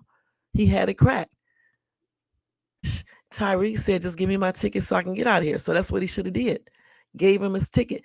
No, another cop comes around, pulls him. First of all, before they did that, they was already threatening him, saying they're gonna make him get out the car, and then he wouldn't get out the car. I mean, I could look at this two ways. Maybe he didn't get out the car because he thought maybe they would, try to unalive him like they have done so many other, black people. You know what I'm saying? Or he just didn't want to comply. So the police asking him to get out the car because he wouldn't roll his window down, even though they already knew who he was, they already had the ID and all of that. I don't think they had to do that. Okay, and then the other cop comes around and just pull him out the car. Then he also said he would break the fucking window. All because of a speeding ticket, all because he wouldn't roll his window all the way down. Shh. I agree, old boy. Cops be on a power trip. He didn't break any laws after he gave him his paperwork, right? He gave him his ID. He knew who he was. He knew who he was before he even asked for the ID. But of course, he has to treat him like anybody else. He has to look at the ID, do a check, and things like that, and make sure he doesn't have any warrants and things like that. He did that. Okay? Right. He did it so quickly. I mean, damn, just like when they was asking his teammate to move his car before he could even get in the car good or anything, he was already threatening to lock him up. And then he told him to leave. You don't have to leave. You can stand out there and watch. Yeah, get your car out of traffic, but you can stand there and watch. And plus that teammate was basically just trying to find out what happened. And I'm glad that the teammates stayed there because if they wouldn't have, no telling what they would have tried to do. You know what I'm saying? And um, Tyreek probably was thinking about all the other black people who have been unalived by police officers. You know, even when they threw him down on the ground, thank goodness that they did just put the cop just put his knee on his back versus putting it, it on his neck or anything like that. So I think, he did all right there, even though I don't think he should have been putting him on the ground in the first place or putting his knee on him because it didn't even call for all that. Tyreek wasn't hitting them or being violent. He was just running his damn mouth. That's what he was doing. He was running his mouth, basically talking back, just like kids do. That's what he was doing. You know what I'm saying? So the cops is not his parent or anything else. All he should have did is told him to calm down. If he didn't want to calm down, go from there. But you don't have to pull him out the car, whatever the case is. I don't really feel like he even should have said that. I honestly just think the cop should have got his license, checked his ID, checked everything out to make sure he's good, and then give him his damn ticket and let him go. Okay, point blank, and be done with it. And be done with it. And as far as being placed on administrative leave, this is for me. It's just like a little vacation because they still pay them. Justice will be served if they suspend these cops without pay. Okay, and depending on whatever they did, once you investigate it, then you either suspend a cop for a couple of weeks or something without pay, or either you just straight up fire them, point blank. So you said Miami law doesn't say you have to leave your window down, not against the law to talk back. Right. And so their ego was just um hurt because they probably figured this, what, here in this damn Rolls Royce and this other luxury ass car, I think they all this type of shit. I don't know who these, think they are. I'm gonna show them. You know what I'm saying? So I don't know if that's how they was feeling, you know, um, because they are minorities too. You know what I'm saying? They Latino, right? So it was a whole that entire situation was a hot ass mess, in my opinion. It really was. And again, I just think they, did too damn much. Let's see here. I think I showed you guys everything I wanted you to see. Let's see. Hold on, let me make sure this is not another video. So let's see. Yeah, I already showed you guys all of this. So if I get any more footage, I will show you guys and keep you abreast of the situation. Let you guys know, what they will be doing, to this police department if they do anything like a lawsuit or whatever the case is. I'll let you guys know what happened to the cops if they're just on administrative leave or what, and go from there. Hopefully, they will do a lawsuit because I think it was plainly ridiculous, and I don't know if the cops should be fired or not. I would just say basically suspended, and maybe retrained again and things like that, and then go from there. Now, some of you guys may think they should be fired. So, if you want to put that in the comment area once this video is over, it's cool. Oh boy, what do you think should happen to the cops? You two Tony Bands, what do you think should happen to the cops? John, if you're still in here, what do you think should happen? I know Young Riz is probably not in here.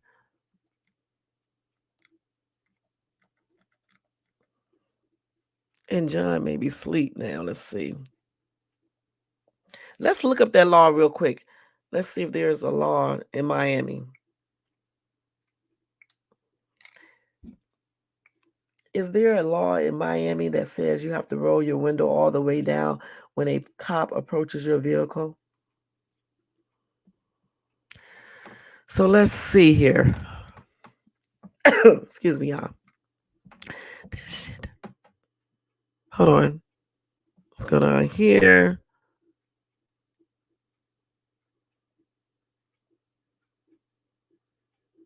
Hold on. Let's see.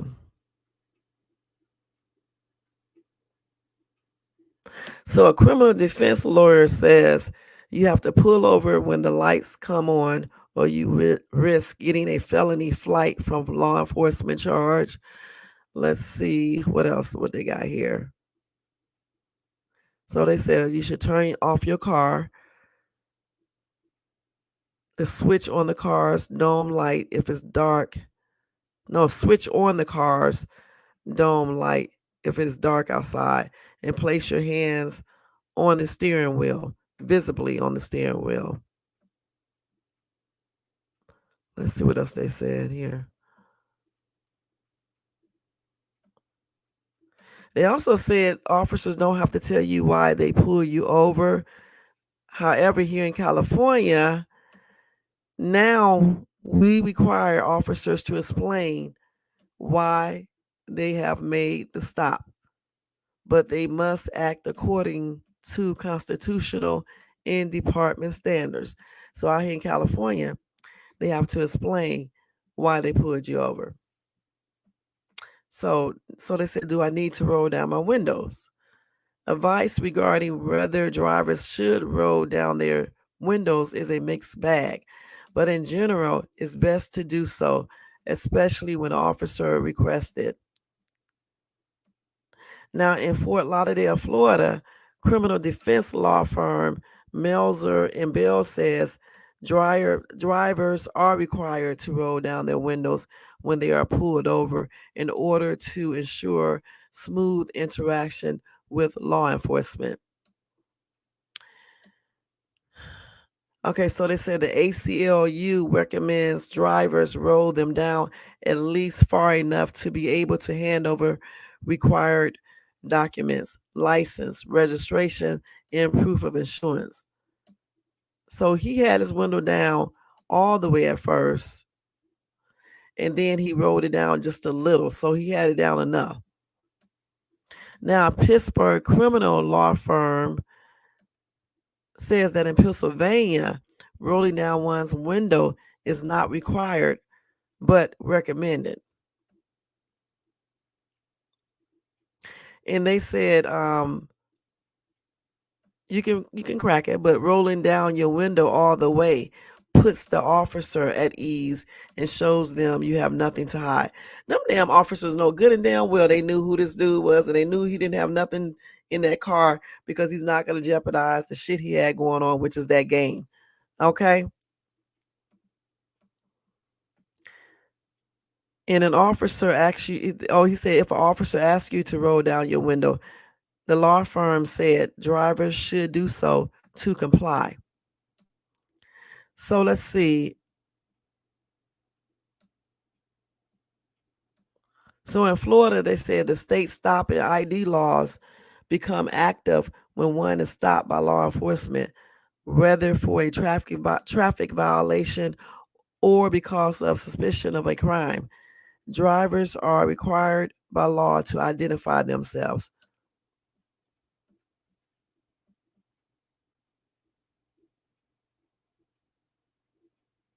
And they say always keep your hands on the steering wheel until the cop asks to tell you what to do.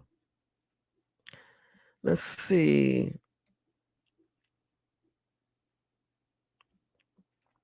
And don't ask them what you did wrong. Let them tell you why they stopped you first. That's what they claim. Let's see. So different states have different rules for drivers. So check out what your state says about it. What did I just say? So in Florida, let's see, where did I find that at?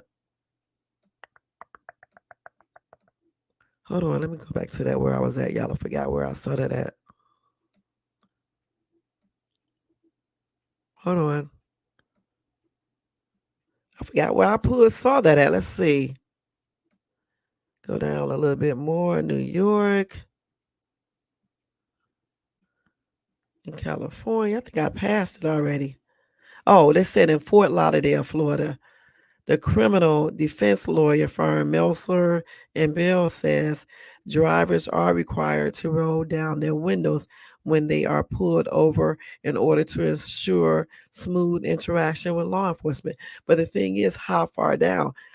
Far enough so you can um, give the police your license and things like that, and your proof of insurance, and so they can see your face, I guess.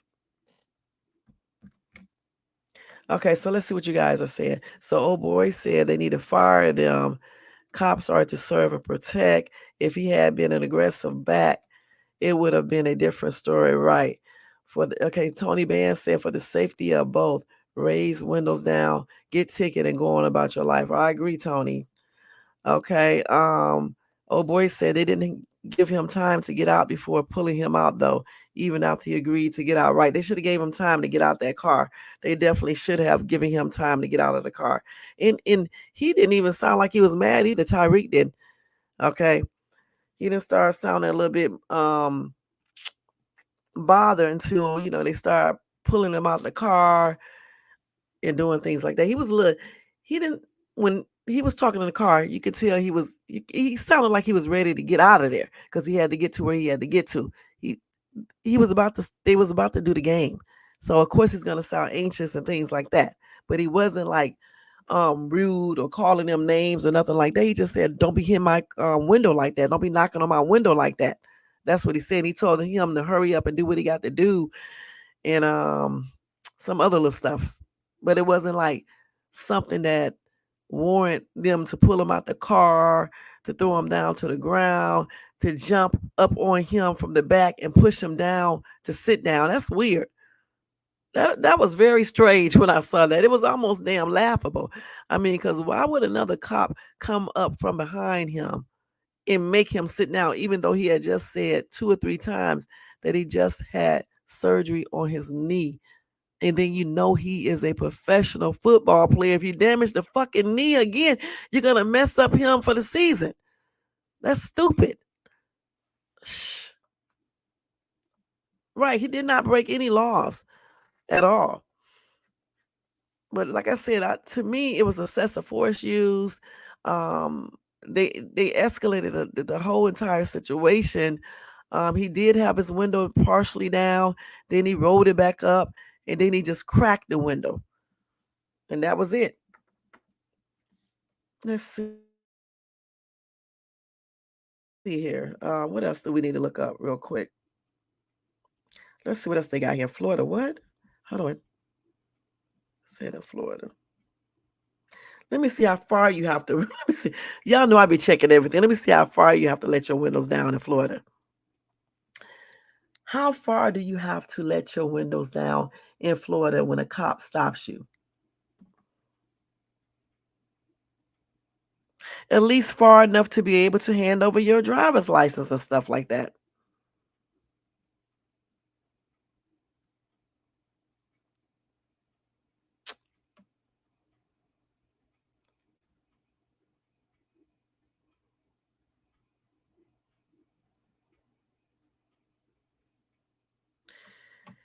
So, he complied, he gave them his driver's license and all that stuff. So it is what it is. So like I said, as the situation unfolds more and more and more, I'll be, keeping you guys abreast of the situation, letting you guys know what's going on. And if I see any more camera footage, I'm pretty sure there's a bunch out there. I'll show y'all that stuff again tomorrow or later on today or whatever the case is. Let's see. I don't like police, but I know not to play with them. Being the assholes usually don't. I agree. Definitely. When that one officer jumped up from behind him and pulled him down to that ground so he can sit down, That was plain and ridiculous and could have definitely injured him and effed him up for the season or for many seasons. All right, so I'm pretty sure they're gonna, you know, discuss all of that as well. That was just plain and ridiculous. And yes, people should um, cooperate with these police officers unless they are trying to unalive you for no damn reason at all. Um, Hopefully, in the future, if he gets stopped again, he can just go ahead and roll that window down a little bit further and just go ahead and do what he need to go do and get his ass up out of there. You know what I'm saying? Because some of these cops are waiting to act out and unalive somebody. Let's keep it real. Don't give them the ammunition to do it. And that's on everything. And thank goodness that his two teammates came because no telling what else would have happened.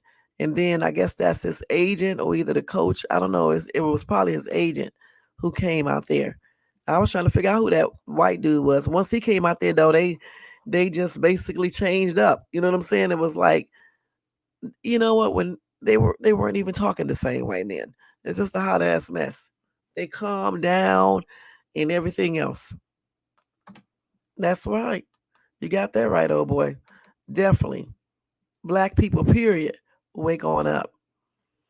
So again, if I get any more information on that, I will let you guys know. Now let me go ahead and jump on to this next story real quick because it's almost 2 hours.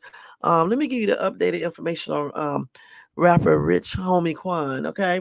Because y'all know I covered that today that we got information that he passed and stuff like that. I'm not gonna do any conspiracy theories over here, not on this anyway. I definitely say he was complying somewhat, and I do believe the cops were jealous and felt like he was not listening to them, and he better listen to us because we are the ones in control. You know, we are the ones that tell you what to do. Type attitude going on there, and they probably was feeling like he think he all that because he's a damn football player. He got these fancy ass cars and money and shit like that. Let's show this dude, you know, what's up. You can't be coming out here not doing what we tell you to do. You do what we tell you to do, or else. That's the way I see it. You know what I'm saying? Now, anyway, let me go ahead and switch on to Rich Homie Quan real quick. They do have the incident report, and it says it reveals new details from the morning that this rapper passed on. Okay, so let's go ahead and go over this real quick. And I'm glad that Tyreek is okay too. I'm glad. Hopefully, they did not injure his knee further or anything else. You know, and I'm glad he's okay. I know he probably shaken up from the whole situation, but I'm glad he's okay and his teammates. So anyway, let's see. So as we know, he passed on Thursday at the age of 34 after his girlfriend found him unresponsive inside their Southwest Atlanta home. An incident report posted on Monday by investigators revealed new details from the morning. Lamar, which is Rich Homie Quan's real name, when he was found unresponsive. Now, an officer who responded to the home spoke with Lamar's girlfriend and brother. At around 3 a.m., Lamar's brother said he found the rapper asleep on the floor near the kitchen counter. Asleep? He said he advised me that it was very unusual because he had food in his mouth. He lifted him up and put him on the sofa, the officer wrote in the report. Lamar's girlfriend says she woke up around 6:45 a.m. to get the kids ready for school and noticed that he wasn't in their bedroom. She spotted him asleep on the couch and left to drop the kids off at school. Let's go back here. So if you find your brother right, on the floor, asleep, that's what he said, with food in his mouth, wouldn't you shake him to wake him up? Because you would be scared that he may get choked off of the food, right?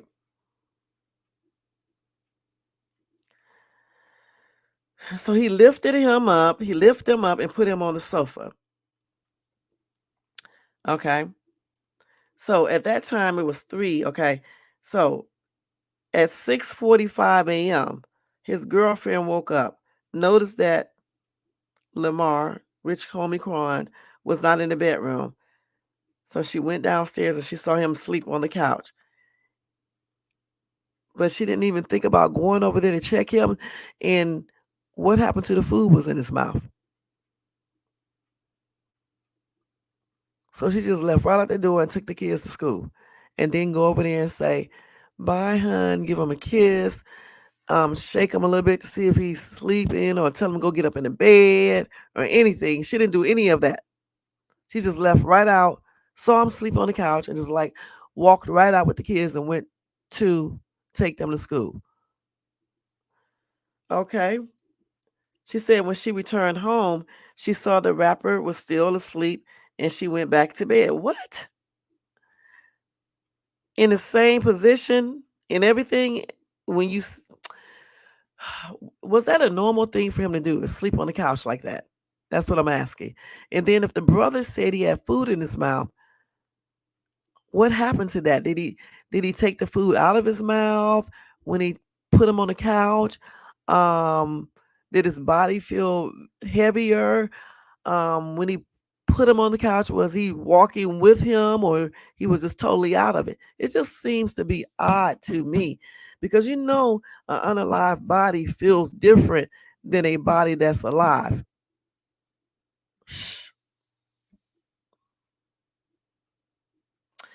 So anyway, she went back to sleep when she got back home from dropping the kids off to school, and she woke up at around 11 a.m. to check on Rich Homie Quan, and she observed that his body was cold, and then she called 911. Listen, when he was on the kitchen floor with the food in his mouth,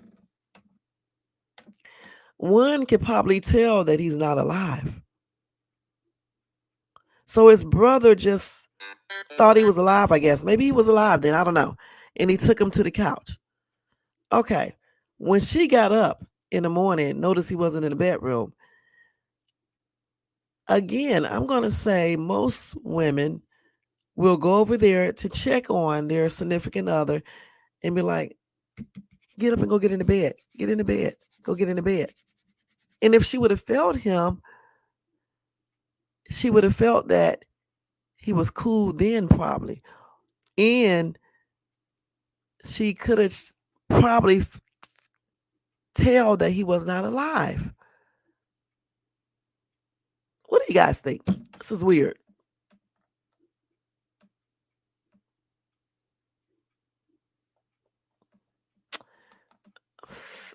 Okay. I said I wasn't gonna play that 911 call, but I might have to play it here on air because I didn't want to play it the other day, when I initially told you guys about the story because he just passed on. But this stuff does not sound right. Like I said, I don't really do conspiracy theories over here, but certain things, if it does not sound right, then I will say it. It sounds weird because if someone is laying on the kitchen floor, you can tell if a person is unalive or just sleeping. Let's keep it real. And then if the person got food in their mouth, when you wake the person up to tell them to spit the food out or whatever the case is, you're not just going to pull them to the couch with the food in their mouth because they can get choked if they are still alive. Anyway, the EMS rushed him to Grady Memorial Hospital where doctors pronounced him unalive. And they are still trying to find out his cause and manner of his unaliving is still pending. But they did say investigators do not suspect foul play.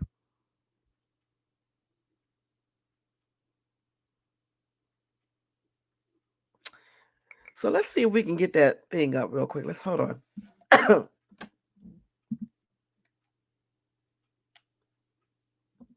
Hold on. Let me see if we can get her 911 First, let me see what these comments are saying. See, somebody said the same thing I'm saying. Okay, somebody said, first of all, I'm checking on my brother and waking him up fully if he fell asleep with food in his mouth. And then he says, second, if I'm the brother, I'm telling his girl how I found him. Right. And tell her to keep an eye on him. And then third, it's like the first week of school. You're going to see these babies. So if we up, even if it's 5 minutes, he's up too. Right. You came home and walked right by this man and went back to sleep. Fifth, like I said, they all ignored that man all day and night like he didn't have a well known addition to the drugs of his choice. Number six, I'm very heartbroken by this. They all use that man's money to enjoy their lives and ignore his. And it makes me angry as hell. And I agree with this person right here because I said the same thing. If your boyfriend if your brother is asleep on the floor, right? That's what you say anyway. You can tell if somebody's asleep or if they're not asleep. Okay, if the person has food in their mouth and you think they're asleep, you're gonna wake that person up because you're gonna tell them to spit the food out so they won't get choked, right? Right. Okay, then okay, so when you taking a person to the damn couch, an unalive body feels different. It's a little bit heavier than a person when they are alive, okay? Okay, and then you don't hear him breathing or any damn thing. Okay, say if you crazy as hell and you don't know all of these things, and you just in the twilight zone. Okay, so you move him to the couch and everything. Okay, so when the girlfriend gets up and she said normally he'd be in the bedroom and he wasn't, then you're gonna. I would be wondering. I would be saying something is strange there. So let me go see. So if I go downstairs, see him laying on the couch, I'm gonna walk over there and see if he's okay. I'm gonna shake him and say, "Wake up, hon, get up and go get in the bed." That's just normal reactions. You're gonna be like shaking him, saying, "Wake up and go get in the bed, babe. Go get in the bed because you're sleeping on the couch. Go sleep where you can be comfortable." And then she didn't do none of this. Oh my gosh, she went back upstairs or something like that. I can't even remember. She went to get the kids ready, or either she went back to sleep, then got back up and went to get the kids ready for school. Came back downstairs, saw him laying on the couch, still asleep, and she went on and took the kids to school. First day of school, like this other person just said, you would basically be waking up your boyfriend so he can see and share the experience with you. And just say if you did, you're still gonna wake him up and tell him to go get in the bed upstairs. Then she came back home. He's still sleeping. She didn't have enough damn common sense to go over there and shake him to see if everything is okay, especially knowing that he has problems with drugs. And even if he didn't have problems with drugs, you're still gonna go over there and shake him because damn, he's been laying like that for the longest in that same damn position. That's very weird to me. And like I said, I don't do conspiracies. I do facts over here. Okay. The thing is that it's plainly weird. Okay. I'm not saying that they did anything to him or anything, but it's just weird. Very strange not to tell your brother, not to wake your brother up and say, spit the food out. It's very strange to see your man laying on the couch and you don't go over there and say, hon, are you okay? You okay? Go get up and get in the bed or whatever the case is. Especially if you know that he has or had a drug problem. And then the brother, you would think that the brother would tell her he was on the floor, the kitchen floor, laying down sleeping. Who sleeps on the kitchen floor? The only time you would sleep on the kitchen floor is if you are intoxicated, high as hell, or something else is wrong. So that's why he should have went up there and told her, or even call her on the phone, or whatever the case is. It's like Quan is down here on the floor sleeping. And that way she would have came down there and they both would have checked him. See what I'm saying? Especially since that's weird. Who the hell sleeps on the kitchen floor with food in their mouth? Let's see if we can find that 911 call thing. Wait a minute. Let me read these other comments real quick.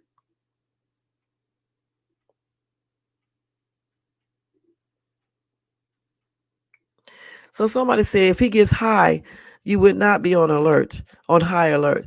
Sometimes when things run across your mind, you shake it off. It's very easy to say what you would do if you're not going through the actual physical situation at the time.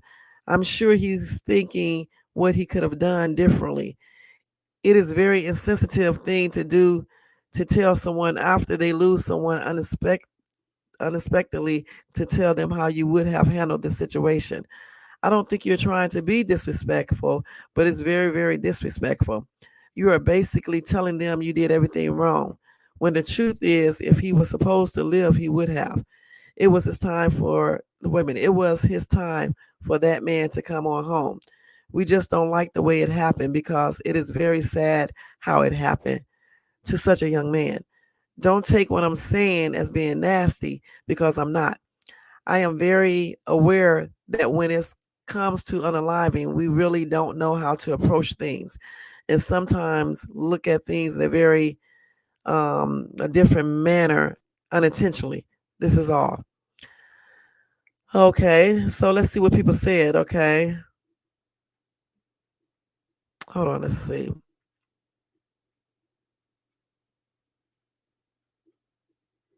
Somebody said schools down here in the ATL area started a week ago.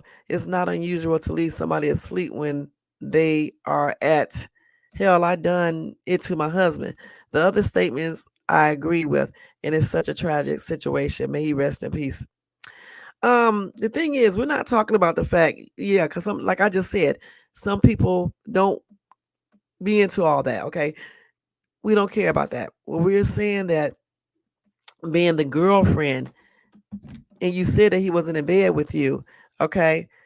So if you see him laying on the couch, you would think you would come over there and say, babe, get up and get into bed, okay? Because that's what I would have said. And it's not that people are being disrespectful.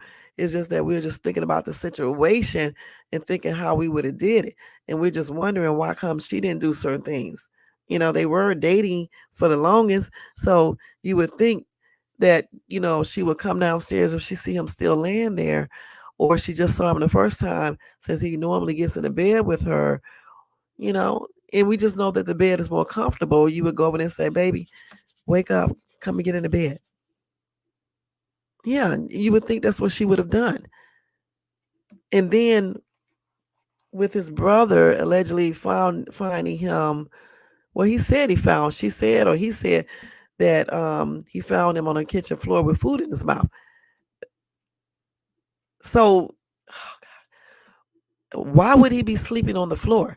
That right there would be an indicator to me that he's doing something that he shouldn't be. If he claims that, I thought somebody told me he said that he wasn't taking drugs anymore or anything. He was getting his life together. So if that's the truth, then if he's laying on the kitchen floor, I would immediately assume that he's high.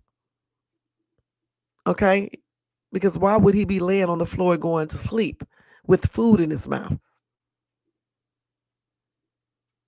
So that means he was in there eating, right? And then he fell asleep. So the only time you can do that is if you're extremely high or drunk, right? Or if you are unalive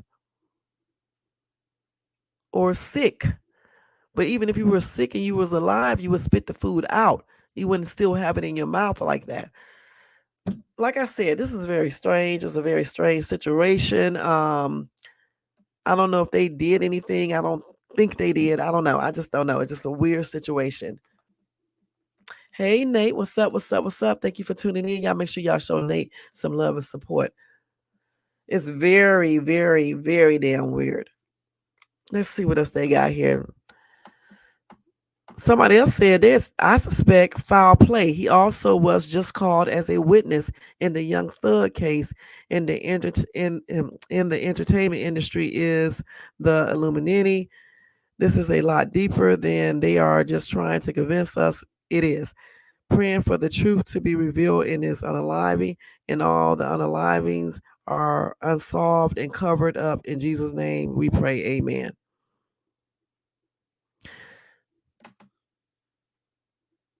Oh wow, this person right here is mad. Wait a minute, hold on. Okay, so I'm gonna read it. Okay. So this person right here said, first of all, shut the F up, running your big ass ugly mouth. This is not about you, nor did you live with those people. Nobody asks you what you think you would do. School has started for us in Atlanta. It's the norm to be up with the kids at 6. My man is on the sofa now sleeping. He doesn't get up with us. I go back to sleep when I get home. Our baby sleeps in the bed, plus he stays up late smoking doing him.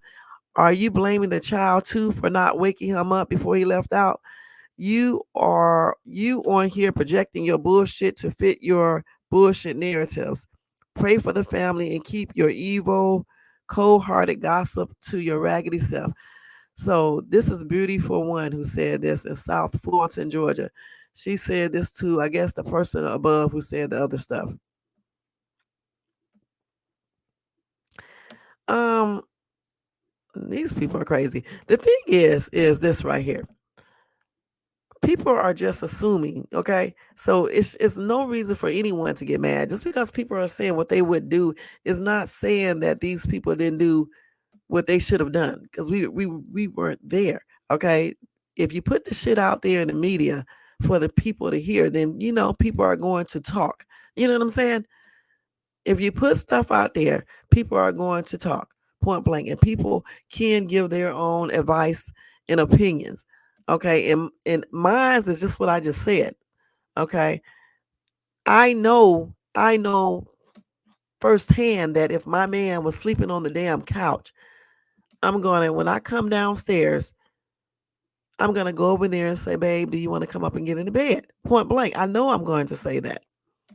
And if my sister was laying on the damn kitchen floor with food in her mouth, I'm going to wake her up. I'm going to wake my sister up to see what the hell is going on. Why are you sleeping on the damn floor, on the kitchen floor? Now, saying that, it doesn't mean that what they did is not correct because they're going to do, they did whatever they thought they should do. However, we can give our opinions on this matter because it's public information. You know what I'm saying?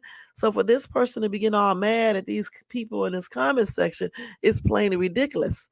You know what I'm saying? Were they there? Shit. And it doesn't matter when school started because the thing is, because he's laying on the couch and he normally gets in the bed and you are his woman, you would probably say, "Babe, do you want to come and get in the bed so you can be more comfortable?" And certainly if you see your sibling on the floor, yeah, you can help him up, but damn, I'm going to try to wake my sibling up to see why my sibling is laying on the damn kitchen floor sleeping. The only reason why I can think that he did is because, if maybe they thought he was high. Either way, I still would have wakened him up though, because he had food in his mouth.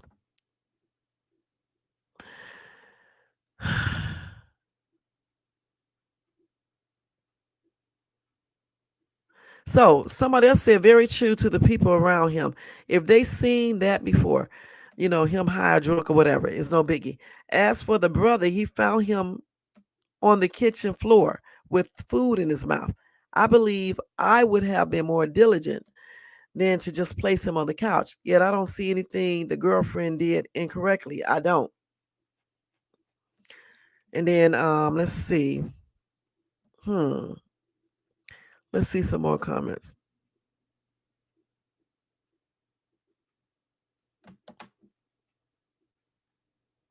These people are arguing back and forth. We're not going to read this foolishness. Let's see. Let's go down farther. Somebody said, "Well, you are completely wrong on this. This is his loved one. And at the very least, wake him up, make sure he is breathing, make sure he is positioned on the sofa on the side so he doesn't aspirate on the food in his mouth if he didn't take it out. That's why you would have wakened him up because he had food in his damn mouth. Who the fuck leaves somebody asleep with food in their mouth? Let's keep it real." So everyone needs to learn from this. It's mentioned that he was confirmed to be breathing when he was picked up from the floor in the kitchen to the couch. Come on, man. Then did the girlfriend even check that he was breathing and don't wake him up to see the kids off to school? No way. This is very suspicious to me, especially if he did have a drug or alcohol problem. You check on him even more so and be on alert. And I agree about, checking on him when they picked him up from when the brother allegedly picked him up from the floor in the kitchen. Okay? You would think that he would have wakened him up. So I mean, it is what it is, y'all. Let me see if let's see what they're saying right here.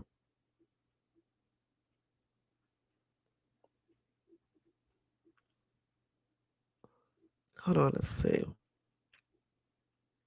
Somebody said he was asleep with food in his mouth. If I'm the brother, I get the ignorance from, but wait a minute, hold on. He said he was asleep with food in his mouth. If I'm a brother, I get the ignorance, but I'm still telling someone. But as his sister, I'll be taking him right to the hospital. So your paragraph is redundant. Okay.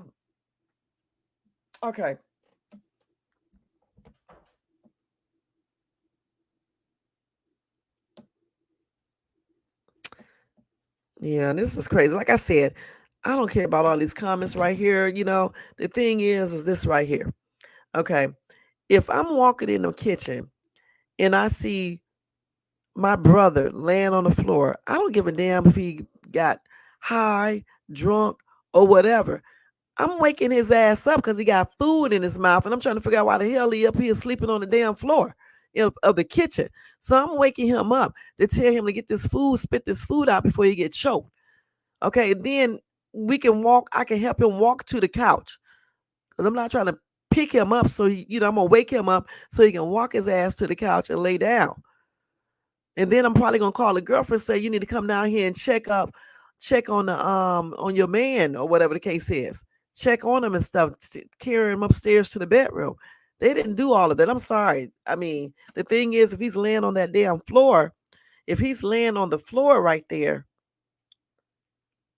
hold on, oh boy, let's see.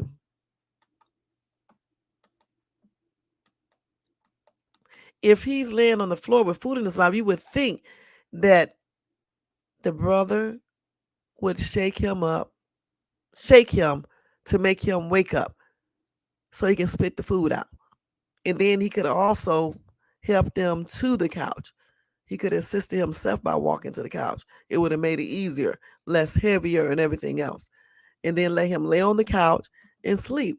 But he didn't do that. So he found him on the floor with food in his mouth, right? And then he just drug him to the couch with the food still in his mouth. That's weird to me, y'all. I'm sorry. That is very, very strange. And I don't care what nobody say. It's very, very strange. And, when they finish with the all the reports that the coroner has to do, then maybe it'll shine more light on this entire story. I don't know. It's very strange. Or when they finish their investigation, because it's kind of weird. You see somebody on the floor, your brother, or anybody for that matter, with food in their mouth. Come on now. I guarantee you, I can do a poll on TikTok and say, if your brother is laying on the floor, any damn body laying on the floor in the kitchen with food in their mouth, what are you going to do? I guarantee you most people are going to say we're going to wake that person up and then ask them why the hell they're on the floor. Or at least wake them up so they can spit the food out and then help them to the couch. Let me see if I can get the 911 call real quick, y'all, because we got to get out of here in a minute, okay? Let's see. Let me go to TikTok because I can't do no YouTube shit. They be, when you do YouTube, they like to strike. Not strike, they like to, basically strike your channel. Wait, let me turn this down. This is my jam right there. Okay, let's see.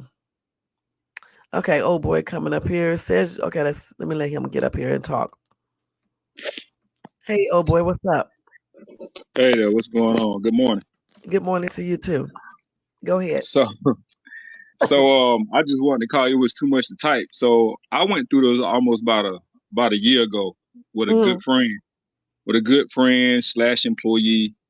Um, he took some bad some bad drugs, right?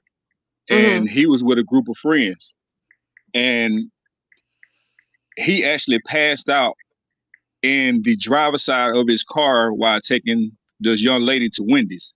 Now Okay. she knew he hadn't did the drugs. He passed out. Instead of her calling the police, she called a brother who sold him the drugs. He he calm. She has him. Hold on, my camera's about to go. Okay. So she calls him, and instead of calling 911 now, it Mm-hmm. calls him. She gets on top of his lap, parked the car. The brother-in-law who actually had a was his brother-in-law actually took him out of his vehicle, put him in his vehicle. She turned around and followed them about 20 minutes down the road. They left him in the car and they kept trying to wake him up, and it was so bad. I don't know where they get this from. I never heard this, but they Mm. put ice on his private parts. What? So yes, I don't know where they heard that from or does it actually work or anything. So they knew that he had an OD. No one asked for help. So they went back to the friend's house. The friend asked where he was. They said, well, he's in the car sleep. About 4 hours went by. A neighbor walking by the car and saw it and called the ambulance. And once again, it's so hard to prove because all people say, well, he did drugs. So Mm. after all that, they they pulled the cameras from Wendy's. They saw everything that was said was true. They found there were ice in his genital area, and they still Mm. did not charge not a single soul. Damn. That is so weird. Yeah, Goodness. almost a year ago. That is crazy. 34 years old. Damn. Mm-mm-mm. People do weird stuff, man. I don't know. I mean, just And, it, react and it's like so crazy. morally, and it's like, well, once again, they was like, well, they didn't break any law because they said the same thing. Once they Mm. got there, he still had a faint. He had a faint Mm. pulse. So the fact that he didn't, when they found him, that he wasn't actually pronounced, you know what I'm saying, Mm. DOA, that they didn't charge him with anything. Mm. Mm-mm. Because with all that transporting, he was still alive. You would think morally people would do certain things, just like in the Rich Homie Yeah, Quan case. You would think when the brother found him laying on the floor in the kitchen with that's food in why his mouth, he that's would why I wake him called up. in. Yeah, Yeah. it's the exact match. A lot of people, well, the people that he had around him made some bad choices, and it could have been out of shock.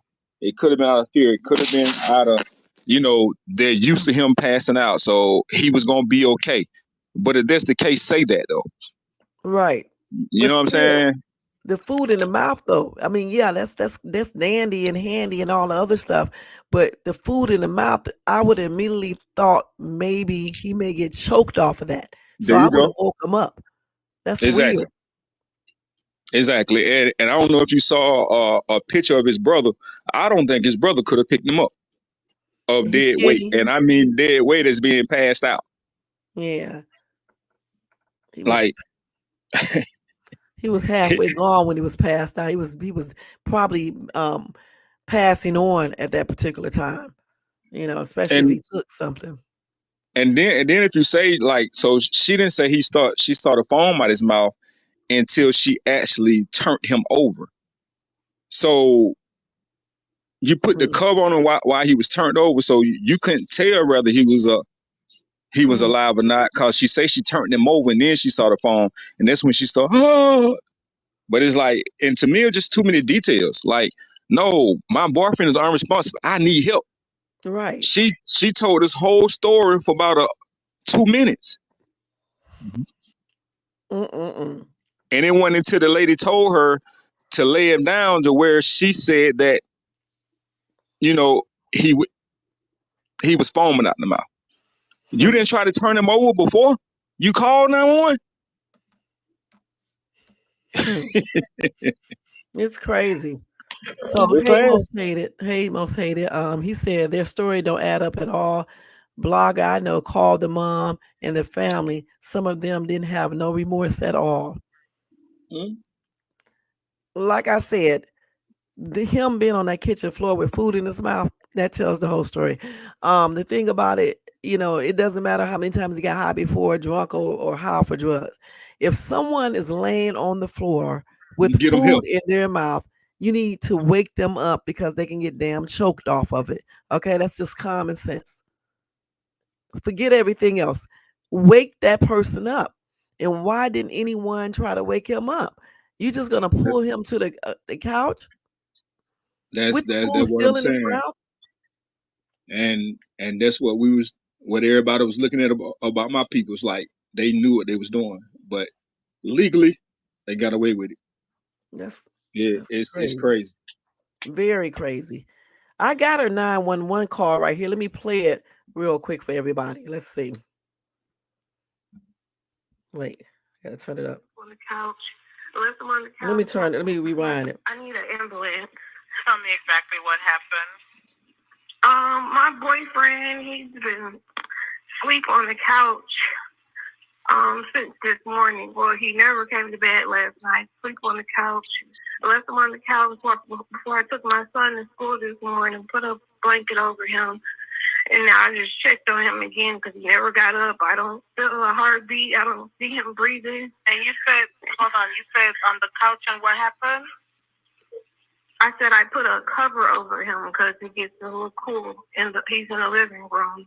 And now I just checked on him because I see he never got up. And I don't see him breathing. I don't feel a heartbeat or anything. And I turned him over. I see he kind of foamed at the mouth. I'm sorry. Are you saying he's not breathing? Is that correct? I'm not hearing you. Yes. Okay, ma'am. If there's a defibrillator available, send someone to get it now and tell me when you have it. Is there a what? If there's a defibrillator available, send someone to get it now and tell me when you have it. I'm not sure what that is. Okay, I'm sending the paramedics to help you now. Stay on the line and I'll tell you exactly what to do next. Okay. I need to know about how old he is. He's 34.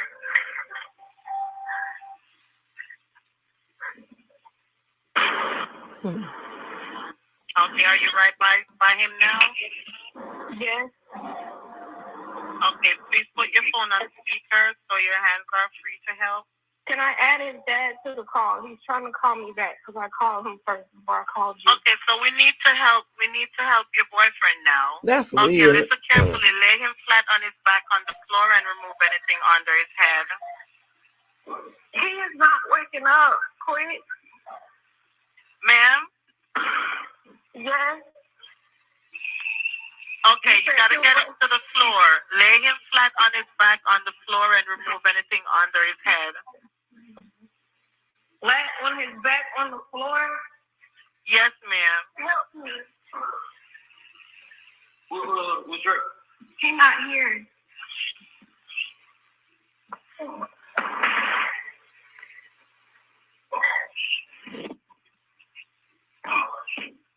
Yeah, were you able to get him to the floor? Yes, his heart not beating or anything. I need an ambulance. Let me stop that right there. So they sound like they dropped him when they was pulling him to the floor. That's what it sound like. Yeah. Man, that is crazy. Yeah, and they say the brother gave a police report, but you clearly see when somebody asks her where Dre is, she said he's not here. But he could have So then left. Dre and came back. He could have left. He could remember when he saw his brother laying on the floor. It was 3:00. When she got up and did all that, it must have been around 11 or somewhere around. No, because when she came from the school, and she dropped the kids off. She just went upstairs and went to bed. So when she came back, she said she woke up at 11. So at around 11 something is when she probably called the 911.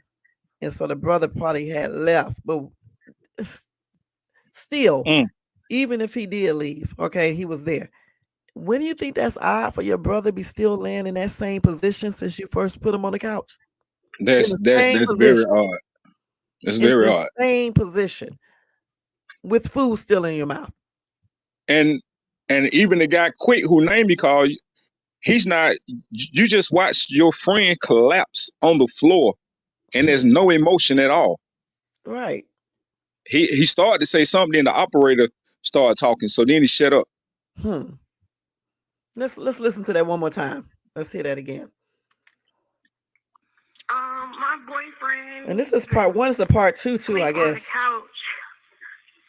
Since this morning. Well, he never came to bed last night. Sleep on the couch.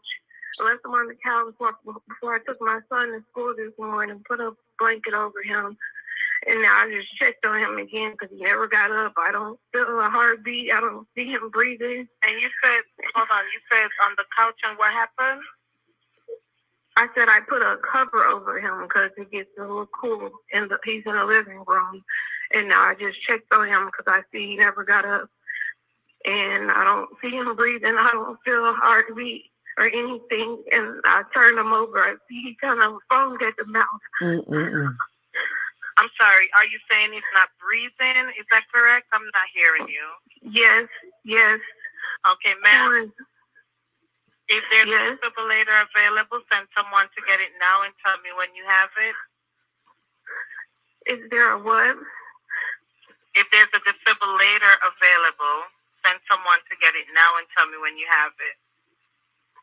I'm not sure what that is. Okay, I'm sending the paramedics to help you now. Stay on the line and I'll tell you exactly what to do next. Okay. I need to know about how old he is. He's 34.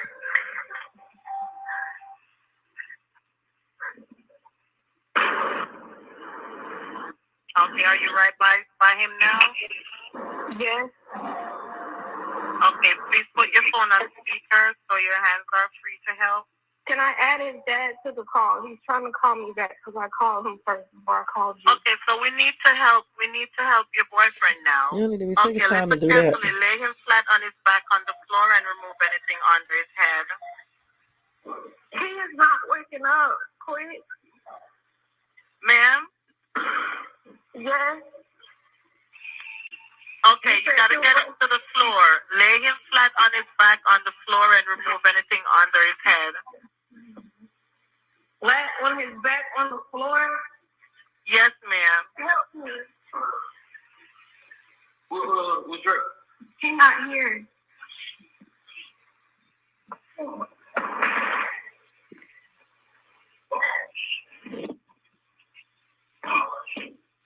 Yeah, were you able to get him to the floor? Yes, he's not. His heart not beating or anything. He said, yeah. That dude said, yeah, he's not what? He said he's not something. Yeah. What was he going to say? With no emotion, no nothing, no Quan, wake up, no, wake up, none of that.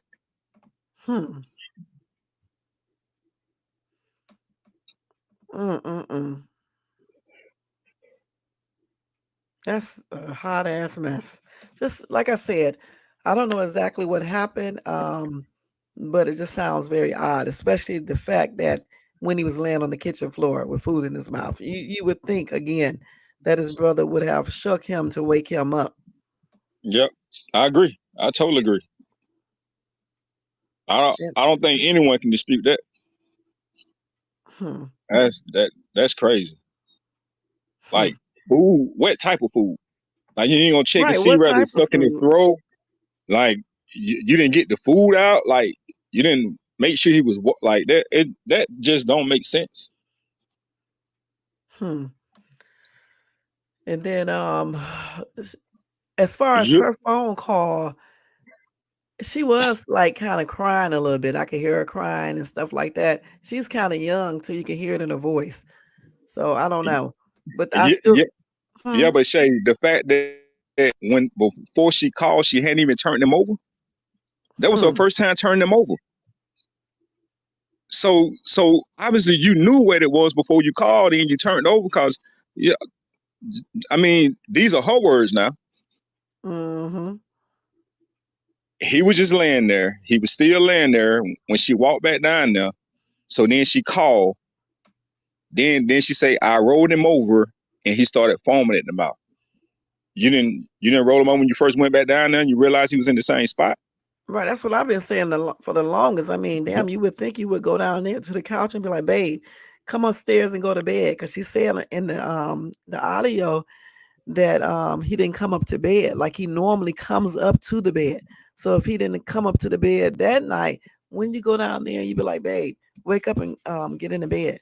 Especially since she said it gets cold in that, down there. So you would just be like, "Babe, come up here and get in the bed." At least that's what I would have done. Yeah, I agree with you there. I mean, that's real talk. I totally agree.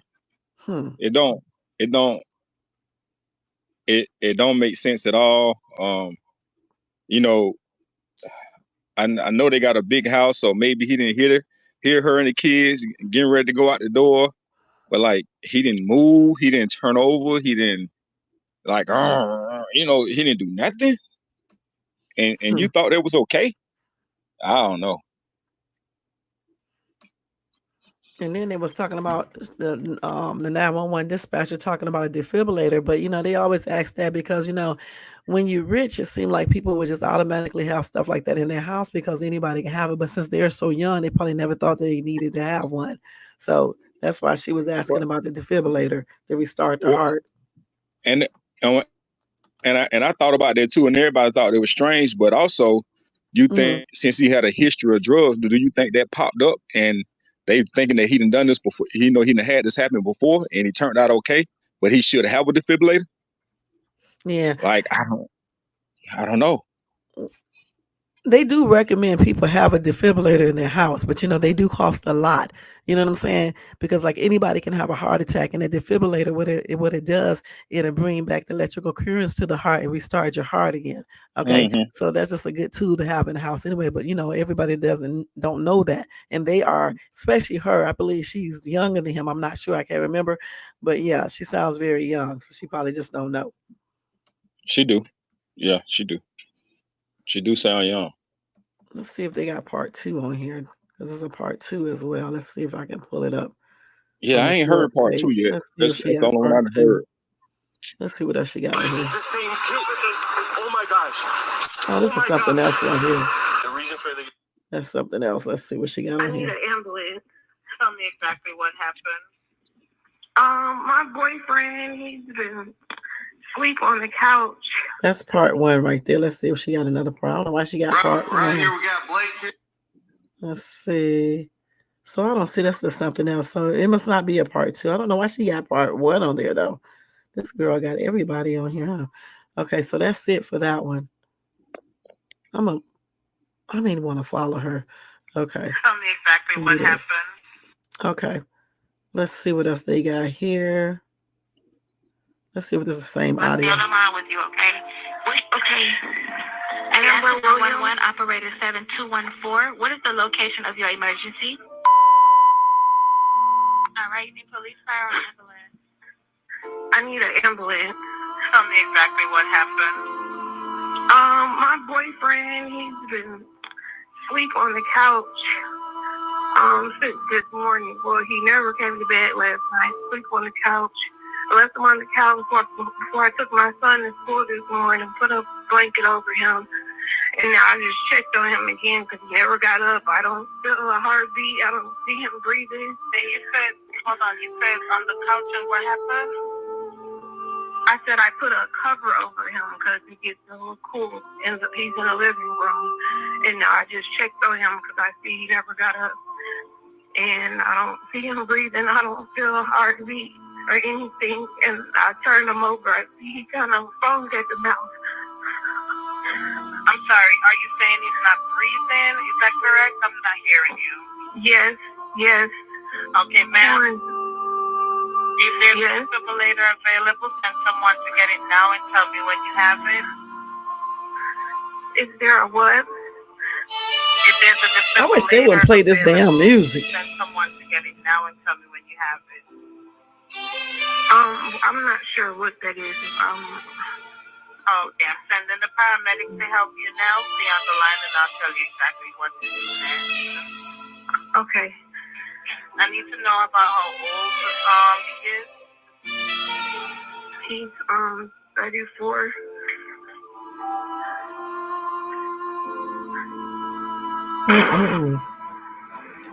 Okay, are you right by him now? Yes. Okay, please put your phone on speaker so your hands are free to help. Can I add his dad to the call? He's trying to call me back because I called him first before I called you. Okay, so we need to help your boyfriend now. Okay, listen carefully. Lay him flat on his back on the floor and remove anything under his head. He is not waking up. Quick. Ma'am? Yes. Okay, you gotta get him to the floor. Lay him flat on his back on the floor and remove anything under his head. Flat on his back on the floor? Yes, ma'am. Help me. He's not here.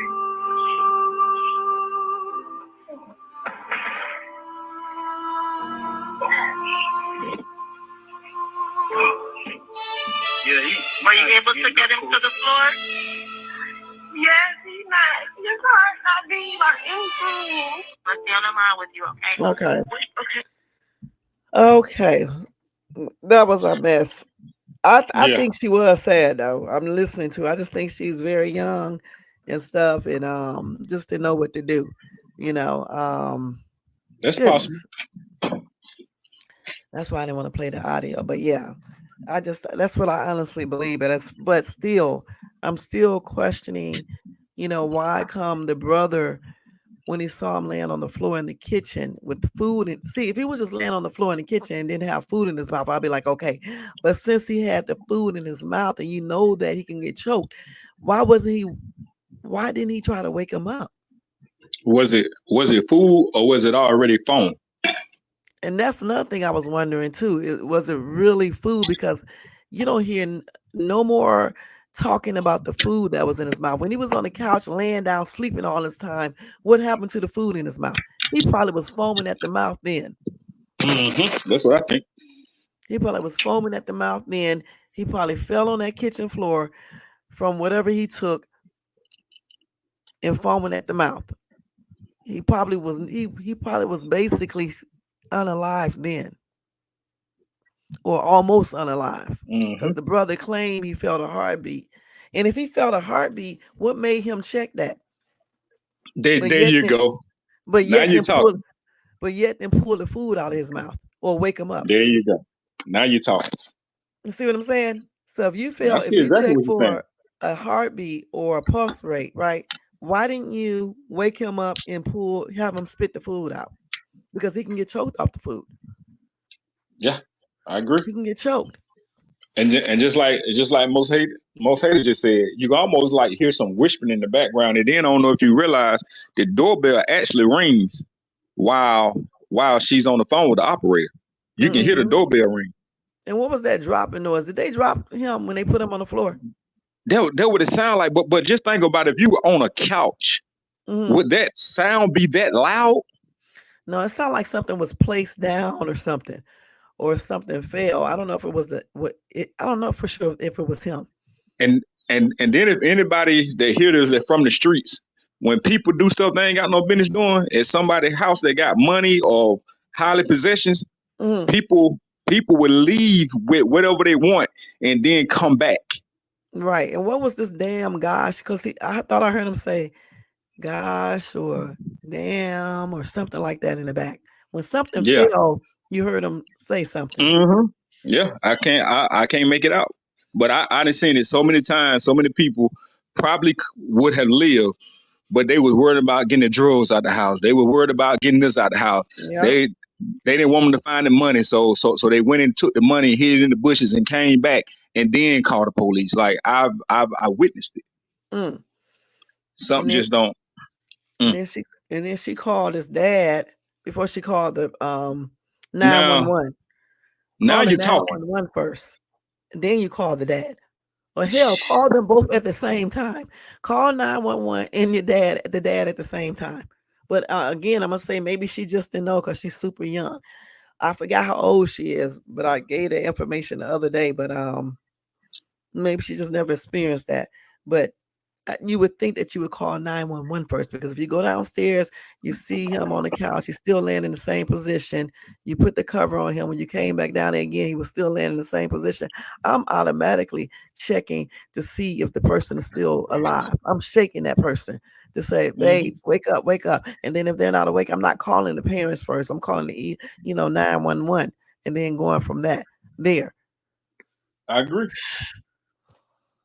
And the thing about it, if the brother would have noticed that, if he would have, shook him when he saw him on the kitchen floor, and told him to spit out the food, then he would have known, that he needed help. If he was still if he was alive somewhat, then he could have did CPR or whatever the case is, or call 911 at the same time.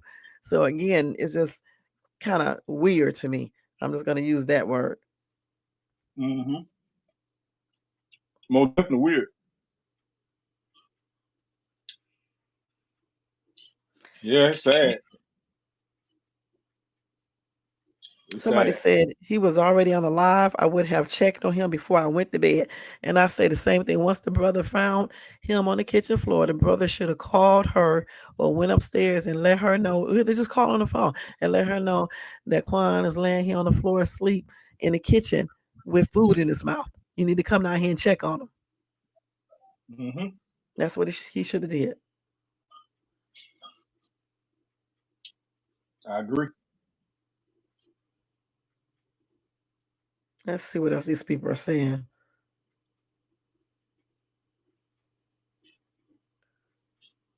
Yeah, people said she sounded like she was scared. I think she was just sad. I think she was sad. And I think also at the end, she realized, she knew that he was unalive. She said, because he don't have no pulse, he's not breathing. Yeah, I think so too.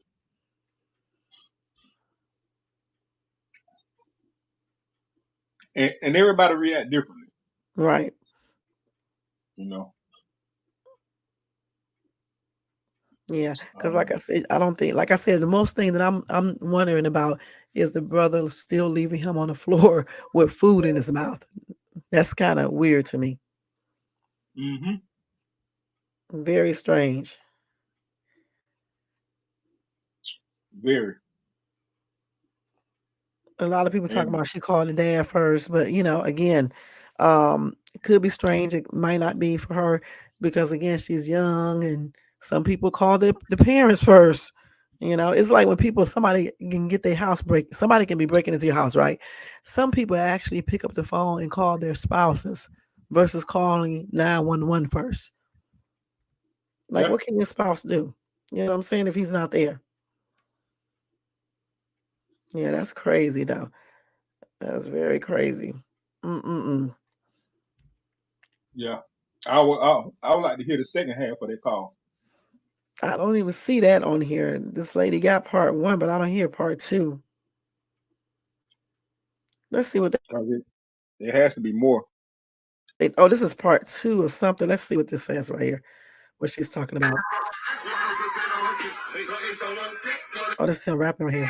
You okay, man? Yeah, bro, I'm good now. Is this his brother? What do you think? What do you think triggered that type of emotion? I just be having a lot going through my mind in certain moments. I just have to let it out. I can't understand what the shit he's saying. I get to think about the past last time. It fucked me up. I mean, but everybody had their moments. Real niggas cry. He had caught a charge, I think, with some drink. Yeah.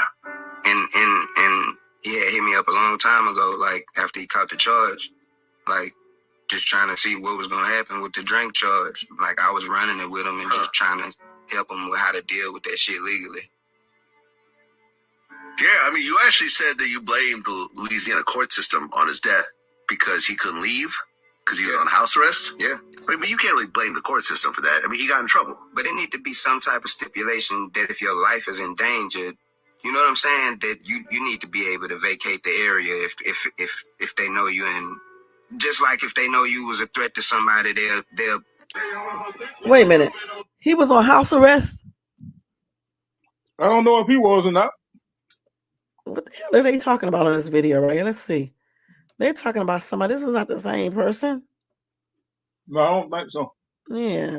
They got the wrong title up here, or they just did it on purpose to get views.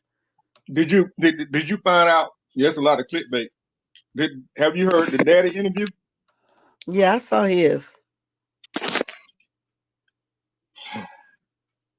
They keep on saying part 2, but this is the same damn video. Let's see. Clickbait. Yeah, these are the same videos. I don't think it really is a part 2 to that call. All of these are the same one. Well, it's probably about that. TMZ just didn't put it out. I guarantee they got that whole call. Yeah. Who is this right here? Rich Homie Quan girlfriend when she called 911 for him. And shoot, I got mad too. But the thing is, y'all, why this lady at my job act like that? But she work on the fire side. I don't know if she just slow or can't hear. But she. Let me see what this lady talking about. Let's see. Part 3. Let's see what they talking about right here. And his dad took a call. He's trying to call me back because I called him first before I called you. Okay, so we need to help. We need to help your boyfriend now. Okay, listen carefully. Lay him flat on his back on the floor and wait, this is the same thing. They just going in from there. He is not waking up. Quick. Ma'am? Yes. Okay, you gotta get him to the floor. Lay him flat on his back. Yeah, this is the same one. They just started from a different area. Let's see. Yeah, were you able to get him to the floor? Yes, he's not. Your car. What did he say? Able to get him to the floor? He what? I think you about to say he gone or something. Were you able to get him to the floor? He said he's wait. Yeah, were you able to get him to the floor? Did he say he's not getting up? Cool. Yeah, were you able to get him to the floor? Yes. I think he did say cool. Yeah, were you able to get him to the floor? He said he's not getting up. Cool or something. Were you able to get him to the floor? Yes, he's not. Your car not being or anything. And his dad took a call. He's trying to call me. Okay, so I think he said he's not getting up. Something like that. That's a trip. So I don't know. Like I said before, I see it's odd that the brother left him on not left him on the floor, but saw him on the floor with the food in his mouth, and just pulled him to the couch, you know. And I'm thinking like you're thinking, oh boy, it might not even been no food. It might have just been foam all along. That's why he didn't try to get it out of his mouth, because it was not food. Yeah, that's what I'm thinking too. See. So that's the release from there. I want to stay. Okay, it's the same thing. Same. They don't have the rest of it. Yeah. So when they get the final toxicology reports, and then they said that the medical examiner in the coroner said he was also taking microscopic tissue samples or something. That's what he said. To look at that and stuff. So when all of those test results come back, I guess we will have a like clear 14 picture. days. Right, somewhere around that time. We should have a clear picture of what happened. So Most Hated Bron said the brother seemed like he caught for something. What you mean, Most Hated? I think he might have been called. I don't know. Okay. There's more definitely a conversation, a whispering conversation going on in the back. You just can't make out what. And I wonder what they whispering about. Yeah, but that wasn't the brother though. That was quick. Right, it was somebody else there, right? Yeah. Quick is the engineer, Mm. and see, I think Quick and Dre stayed with him, and the brother Mm-hmm. stayed with him. That is crazy, man. Mm-mm-mm. I mean, I got a crazy theory about it, but I ain't gonna do it on your panel. A third woman came forward about Rich Homie Quan. Who was the third woman? Erica Banks. And what she come forward to say? Man, you see, she put the videos up. She had this long saying about you know, he was getting back to himself, and she did this, but they got all the celebrity got on her ass, say, "How dare you put this up here?" Like, while his girlfriend, 15 years is actually grieving. You was a Mm-mm-mm. side chick. Yeah. So he was playing around. Yeah. Oh yeah. He been playing around. And honestly, I agree. disclaimer, Mm-hmm. I think she was too. So You think what? I I think she had got fed up, and she was doing her thing too. Mm. Damn. And honestly, I think it was their producer. Disclaimer, allegedly. Mm. You may be right. You may be right. Let me hear what this little girl is saying real quick about this girlfriend. Hold on. Don't get mad at the women. He was in relationships with all of them. So he had two other women too. They allow themselves to be on the sideline. You can't really tell them not to come forward and grieve. I mean, because he was all of their boyfriends. Okay, so you can't really tell them it's not the time or the place. He was in relationships with all of them. That is why I tell y'all, do not idolize relationships. That's not a title. In the eyes of the law, if you are not married, you are single. And he definitely was living his life like that, rest his soul. But people are not spending enough time. It's not that people don't care about the girlfriend. It's not really anything she could do. She was just that, the girlfriend. And unfortunately, when you're the main woman in a man's life, people forget about your feelings. The side pieces get more attention for you do. More attention than you do. People start feeling sorry, mix my sentences. People start feeling sorry more so for the situation instead of you losing, someone that you love. The girlfriend is sad that she wasn't married to him, because if she was married, she could have sued every last one of them. She could have. That is why I tell y'all over and over again, put it on paper.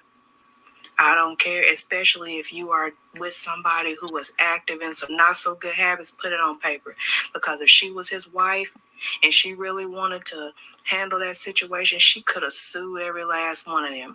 So all y'all coming forward that's in relationships with Rich Homie Quan, you make sure you put something on the funeral so she ain't got to pay for all of that herself. Y'all bold enough to step forward and play around in the morning of her losing her man.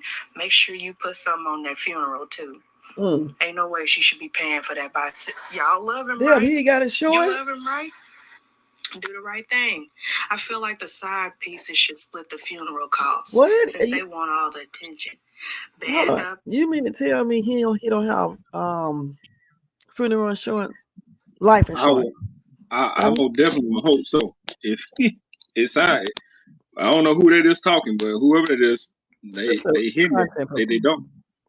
I think that don't the record company or the manager or whatever put insurance The on record them? company normally do, but the thing about him is, well, it's a mixed thing. He was in an interview maybe 3 months ago, and he said that he owned his own master, so he was only just using the record labels for distribution.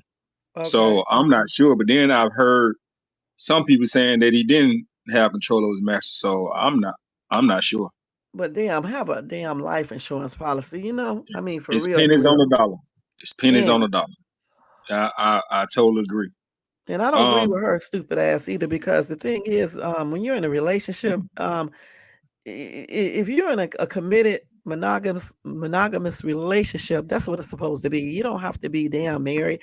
And how the hell you gonna marry a dude or a woman if they can't be faithful while you're in a relationship? If they're not faithful while you're dating, they're not gonna be faithful when you get married. You know what I'm saying? So what the hell is she talking about? You don't want no dude or a woman that's cheating because you're not married. You're dating because nobody goes out and immediately gets married. You got to get to know each other first, date, see if it's gonna work out and things like that. And that dating is a precursor to the marriage. If the person is cheating while you are dating, they are probably going to cheat when you get married. It's not going to stop them. Okay. I I don't know what she's talking agree. about. That's I crazy. agree. And the thing about like they would have him in South Carolina, South Carolina, where I'm from, actually got a common law marriage. Yep. But Georgia don't. Oh, Georgia don't have a common law marriage? No, So Damn. yeah, but she do have kids. And that kind of like when she said what did she always say my boyfriend? Because even when she referred to the kid, she said I got ready for my son to go to school. That was That's that kind of like stuck out to me too. So well, a maybe lot of people nothing, say but that, when they're not married, but um, a lot of people say that and stuff when they're not legally married. But since she does have a child with him, she still would get money if he has anything because yes, the kid is gonna get that. yes, yeah. And, And I, and, I um, mean, and I watch his videos. He had got very active in the social media world, like having the mm, guys come blog at the house, watching them record, and looking at the cars, checking out the house, and that was something that you never really seen from him before. mm, So yeah, so I mean, he still seemed. You never know how a person living, but he mm-hmm, seemed to, he still had his big old nice house. He still had his cars, So, but that don't mean he wasn't, going through nothing financially. But it seemed like he still had everything together. It seemed that right. way. So, uh, Here's his last. This is a few days before he was unalive. This is one of his last videos. Let me show y'all real quick. Hold on. Let's see him right here. Let's see.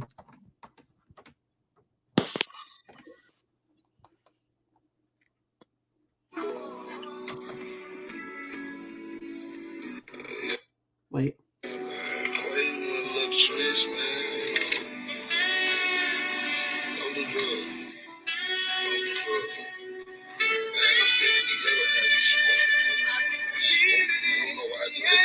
But if I don't get my nail did, it don't turn that color. Stay off my. Okay. and see, he doesn't look like he on drugs there. No, it doesn't. But Yeah, did he I say he mean, was smoking on there? look at his skin, like Healthy and everything. yeah, but that's is crazy. Like he looked 100 times better than what he looked years ago. Mm. I mean, I don't. It's crazy. Some people say he was already gone. You can see it in his eyes. You can't see that in his eyes. Let me get this Nah, video. I These people be don't. coming up People with kill weird me with stuff. this. Yeah, yeah, He looked yeah. at okay. His eyes is cool. What are they talking about? Man, He looked like that he man normally had a look. show. That man had just booked the show. Was supposed to have been doing the show last weekend in Miami. Mm. He had a whole project he was getting ready to drop. Like that man didn't know he was going nowhere. Look like his hair got freshly done and everything. Yeah, That is like crazy. People come up with weird stuff. yeah. That I mean, that's what conspiracy theories do, though, Shay. Mm. And this is him And and I'm his like you. girlfriend. Go ahead. You can Yeah, finish talking. yeah. I'm like you. I'm like you said earlier. Like you really don't believe in the conspiracy theories, but when something just stands out, it stands out. Mm-hmm. I'm not gonna go look for nothing. Like check him out. That's him and his girlfriend. That's the girl right there. Mm-hmm. Yeah, I found on Instagram yesterday. Yeah, I already had a picture because when he passed on, they had posted it. They having a And good time. yeah, and they've been together 15 years. A long time. That's a So long time. she must be about what, 30? No, I don't know. She looked like she probably about 40. 40? Let me see To how me. old. Let me see how old his girlfriend is. Let's see. I had her name. Let me see. How old I is had her. Rich Homie Quan girlfriend? Let's see. She's 33. Oh damn. I said about 30. Yeah, she's 33. Yeah, you were right. I was way low. So yeah, he got her. He got her like 16. If they've been together all that time, let's see, 16, 26, 7, 8, 29, 31. No, she was 18. 18, 20, 29, 31, 2, 3. Yeah, 18. She was 18. Okay. Damn. She really, damn, that's crazy. That's her right here. This is a better picture of her right here. Let me see.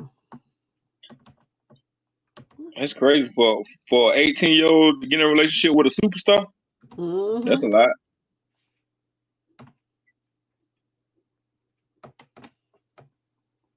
That's her.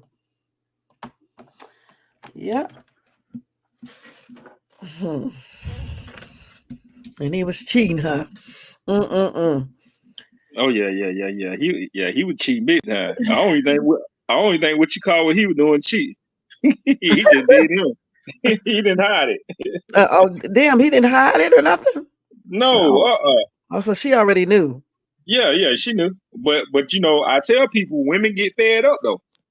You know what I'm Right. saying? It's just like that stuff that Finesse 2 times doing. Like it ain't gonna last. Them women gonna get fed up sooner or later. Yep. At least one of them. I'm telling you, like the money, the glimpse, the glance. Naturally, women want to be loved and respected at the end of the day. Right. And that ride is not gonna last. People like, I don't care, as long as I'm being taken care of. Yeah, whatever. Yeah, I don't know why you any will care. woman. I don't know why any woman would be playing second fiddler to any other person. I just don't. That's weird to me, and I don't know. I just say it's a lack of high self-esteem, and you don't know your Oh worth. yes, Because there's I no agree. way you would be putting up with that type of shit from Yeah, nobody. because at the end of the day, there's always gonna be another you. Yep. It only lasts for so long. Yep. And that's what I be trying to tell people. Like so many people want to be Young Miami for so long. I kept telling people, I'm like, y'all think is what it looked like. Oh yeah, he paying her this. He got her a podcast. Man, that girl that had no life of her own. Now look at her, trying Yep. to detach herself from it. You know, like she didn't have a life outside of it. Like them women, especially one of them, like, she ain't got no life outside of him. Like who want to live like that? You're right. And be going through all that foolishness and everything else. That's out. But some women do it. And it's Yeah, crazy. they don't do it for long though. They don't do it for long. Cause at the end of the day, sooner or later you're gonna get replaced anyway. Or you're gonna get tired of playing Right. second or just having to put up with it. Like it never lasts nobody long. That's like this poly thing that's so big and people so big and strong on you don't see people talking and bragging about it no more, do you? Nope. Crazy shit. And then some of the dudes that's doing the shit, they can barely take care of one woman, trying to take care of all the other ones. There you go. That's crazy. There you shit. go. That is There crazy. you go. I try to tell them like, man, ain't no way in the world you putting up with that from a person that can't even financially take care of you and make sure you straight. And then why Like, the hell would you want 3 wives? You're gonna have man, 3. You gonna have 3 mouth. Let me stop. A nagging, 3 everything. Shit. No, I wouldn't dare want 3 husbands because I can see it right now. Woo, getting on my nerves. No. yeah, No way. yeah. Yeah. But yeah, I'm gonna keep everybody updated on Rich Homie Quan and stuff and everything that transpires, especially when those test results get in and stuff. Just like on Tyreek Hill's case and everything. Something else I wanted to tell everybody about. Let me see. Did you look into the school shooting in Georgia? The kid? Yeah, I have an update on one of the other shootings. The one that I told everybody about last couple of days ago, where the little teenager went inside the bathroom and unalived his classmate. I Oh, I got a ain't see picture that. of it. Yeah, this happened. last week. Hold on, let me go to the story.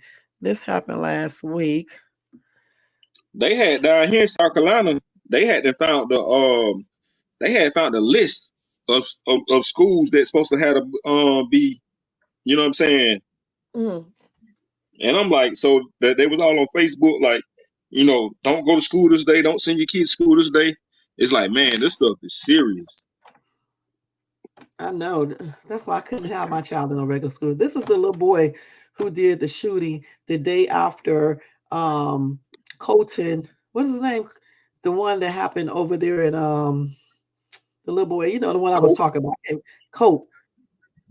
This happened the next day after that one. And this little boy right here went to, his name is Jaylene Prince, 16 years old. He shot his 15-year-old classmate, Warren Grant, on the first day of school in their bathrooms. Okay. That's what he did. That's crazy. And this is the little boy he shot. And I thought they were supposed to be friends. Okay. I thought that's what I heard. I'm not sure. Man, that's crazy. Let's see here. Hold on. The police had went to Colt house like days before, about a week before he did that. They actually got the body cam footage of it out, and they he lied. That was a year before. Discord and all that, and yeah, that was a year before. Oh, it was a year before. Yeah, it was a year before when they went to question him because on Discord they got a message there saying that he was going to shoot up some schools. Okay, so that was a big old tripped out lie right there because the little boy lied. And what trips me out about the FBI or the police, they said that it was in Russian. And then the little boy said he did not speak Russian. His daddy confirmed that. But the thing is, you don't have to speak any language to be able to type it. You can go right online and you can have online tell you what things mean in a certain language. Yeah. That's stupid. I don't even know why they even said that dumb stuff. But anyway, with this other little boy right here, they didn't even press him though. Yeah, I know. Like, you let that have been a color kid, it would have been totally different. It sure would have been, and it's crazy, right? Like how they did it, and they should have. And the thing about it, when kids make terrorist threats to schools, I think after they investigated, though, even during the investigation, they need to put them on suspension. I really do believe that. And then if they don't find any evidence, I mean none, then you make and let it go. But if you do find anything, I honestly think they should just expel those kids from the school immediately. I really do, because why are you making terrorist threats? And his story did not add up. It was inconsistent. They even said that it was inconsistent. And then, like I just said, to say that you don't speak Russian and all that shit, good and daggone well, you can go to the translator on Google and you can do any type of language you want to, or you can look it up somewhere else. Okay, come on now. So it was I would most definitely shock to lock their daddy up though. That they made me proud on that one. I got more information on them too, but I'm gonna tell people about that tomorrow. But let me go ahead and tell them about this little boy right here. So let me recap about this little boy. So Prince shot Grant in the Joppatown High School bathroom in Maryland last Friday, and the deadly shooting resulted in Prince not just being charged as an adult with murder, but also with first and second degree assault, use of firearms, and other charges.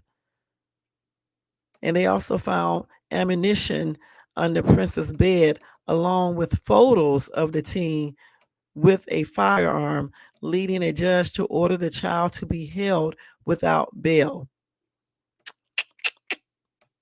So, of course, his attorney, Prince's attorney, is disagreeing with the order and pleading with the judge to reconsider, charging him as an adult and all these other things.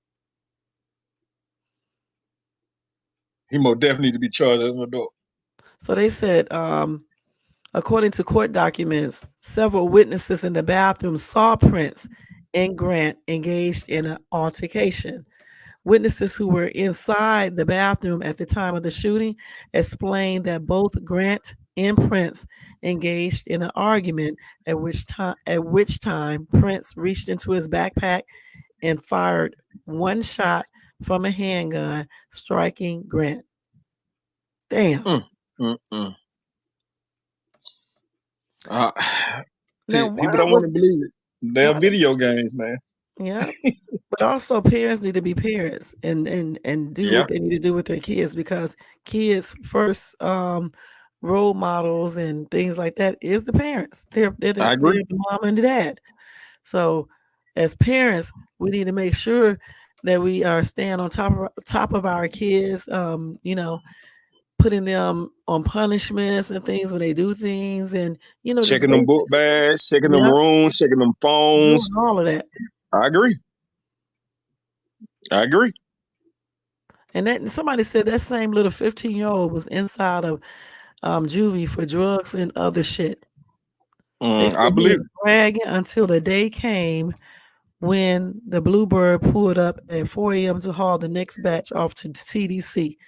And then he started crying. Of course, reality hit. And somebody These little asked, kids like they tough, man. I know, somebody said, ask, was he a gang member? And then there was another shooting, I think yesterday or the day before that. Let's see where that is. Yeah, 15-year-old boy in critical condition after being shot at school. This is a whole different one right here. This one happened, I think, the day before yesterday, if I'm not mistaken, or either yesterday. Let's see, that was on Tuesday. And this was inside of Northwest High School. It was reported at about 12:23 p.m. And this was in Omaha, Nebraska. So they got the suspect. He was taken into custody at about 12:58 p.m. Let's see. And this shooting appeared to stem from an incident between two students, police said. Dang. So now That's these crazy. kids are not just fighting, they bringing weapons like GUNs to schools and actually shooting. Mm-hmm. Two more shootings since that boy went in there and did all of that stuff in that school. Colt Gray. Yep. So That's again, like normal. like somebody was saying, I think they need to start implementing that all kids use clear backpacks. Jermaine said that. Also, they need to have metal detectors in all schools, and they need to have more security, arm in arm security in the schools. I And that's agree. what they I, need to do. I agree with that totally. You got to have a clear bag to go into a concert. You got to have one to go into football games, but you ain't got to have one to go into school. Right, that's crazy. They let Like, these kids do too much. these kids different these days. Mm, mm, mm. Hmm. But yeah. Okay, let's see. I think that's about it that I'm going to discuss. But yeah, let me just take this story off here. These damn kids are just doing too much. Honestly, they really are.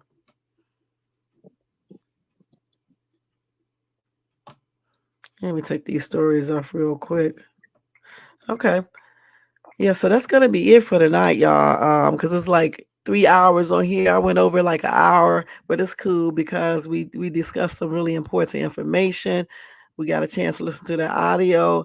Again, as far as Quan, I still say it's kind of weird that the brother did not try to get the food out of his mouth to wake him up to get the food out of his mouth if he actually had food in his mouth.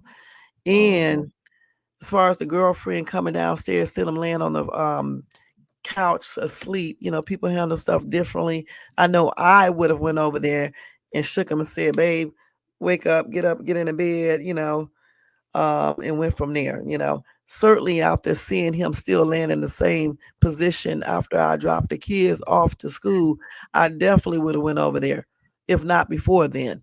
Because like the second time when I get ready to take the kids to school, I probably would have went over there and shook them because I'm like, damn, he's still sleeping in the same position. But some people don't pay attention to all of that. So it is what it is. And as far as Tyreek Hill, again, I just hope that he does sue them because I really do believe that the police just did too much. I really do. Just because he didn't roll his window all the way down the second time, for me, I just don't see why they start tripping like they were. Just tell him to let his window down. If he won't let it down, just give him his ticket through the window. You can even put that on the ticket, I guess, to let the judge know that he refused to let the window all the way down. I don't see them doing anything about it, but the judge would just probably tell him next time roll the window down a little bit further or something. But why everything else they did, it was just plainly just excessive. All that pulling him out the dang on car door, running up behind him, forcing him down, pushing him down on the ground and sit down, even after he said that he just had surgery on his knee, throwing him on the ground, putting his knee on his back, saying that they would break the fucking window out the car and pull him out and shit. It's just plainly ridiculous. And even, arresting the other teammate and tripping out because he was there showing support for his other teammate. That's crazy. All of that is crazy. Plainly ridiculous. So hopefully they do what they need to do regarding that as well. So you want to say anything else, old boy, before we get out? That'll be it. Thank you for letting me up. You're welcome, and thank you so much for coming up here as well. All right, no problem. You have a good day, because I know You it's too. about 7. It's about 7 something where you at, right? Yes, it's 7:09. Yeah, I'm about to go to sleep. It's nighttime for me. I've been at work all night. Oh, okay. Yeah, I'm about to go to bed too in a minute. All right, then. All right, I'll see you later. Thanks so much. All right. All right. So, guys, we talked about a lot of stuff tonight, and I'm glad I got the opportunity to do that. Let me take this over here. Let's see. Okay, yeah. And in the comment section, I just want you guys to tell me what you think about everything that I went over tonight, especially Tyreek Hill and Rich Homie Quan, their cases and stuff. Tell me what you think about that. And what do you think about all these kids doing all this shootings at these schools? We have had at least 2 shootings that I recall since the other shooting with Colt Gray. What do you guys think about that? What do you think needs to be done to decrease the number of shootings in schools and to make schools safer for our kids? What do you think we need to do?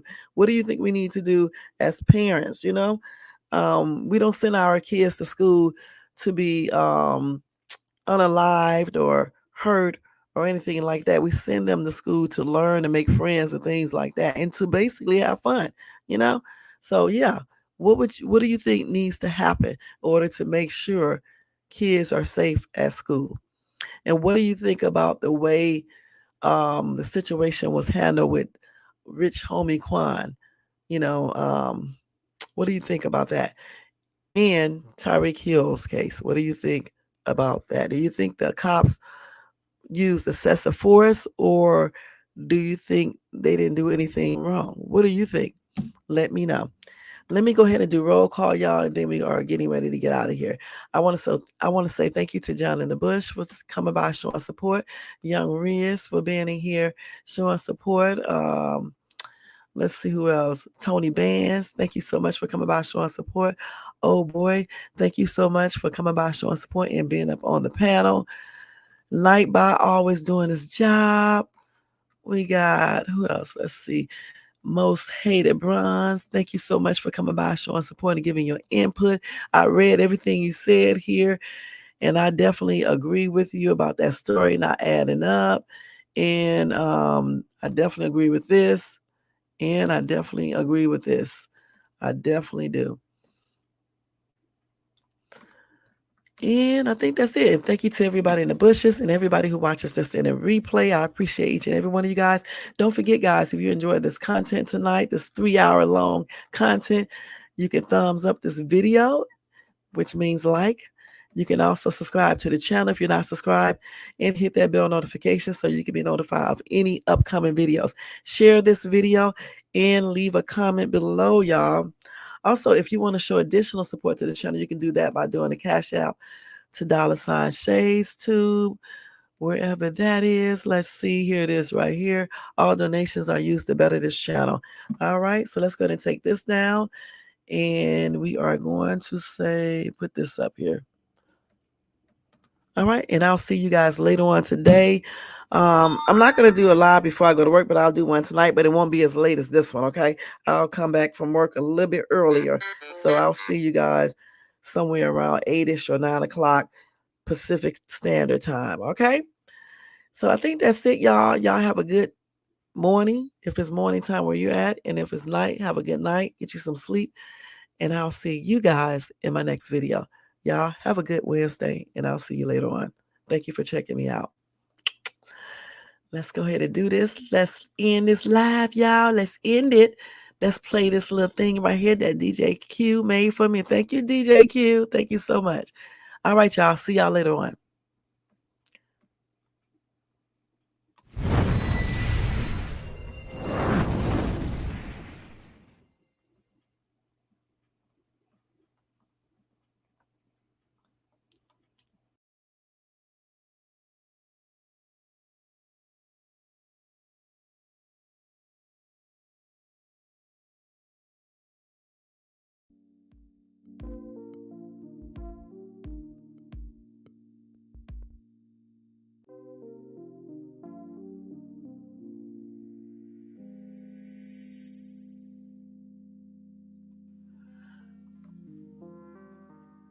Wait. It's one thing that I want to tell you guys before I leave.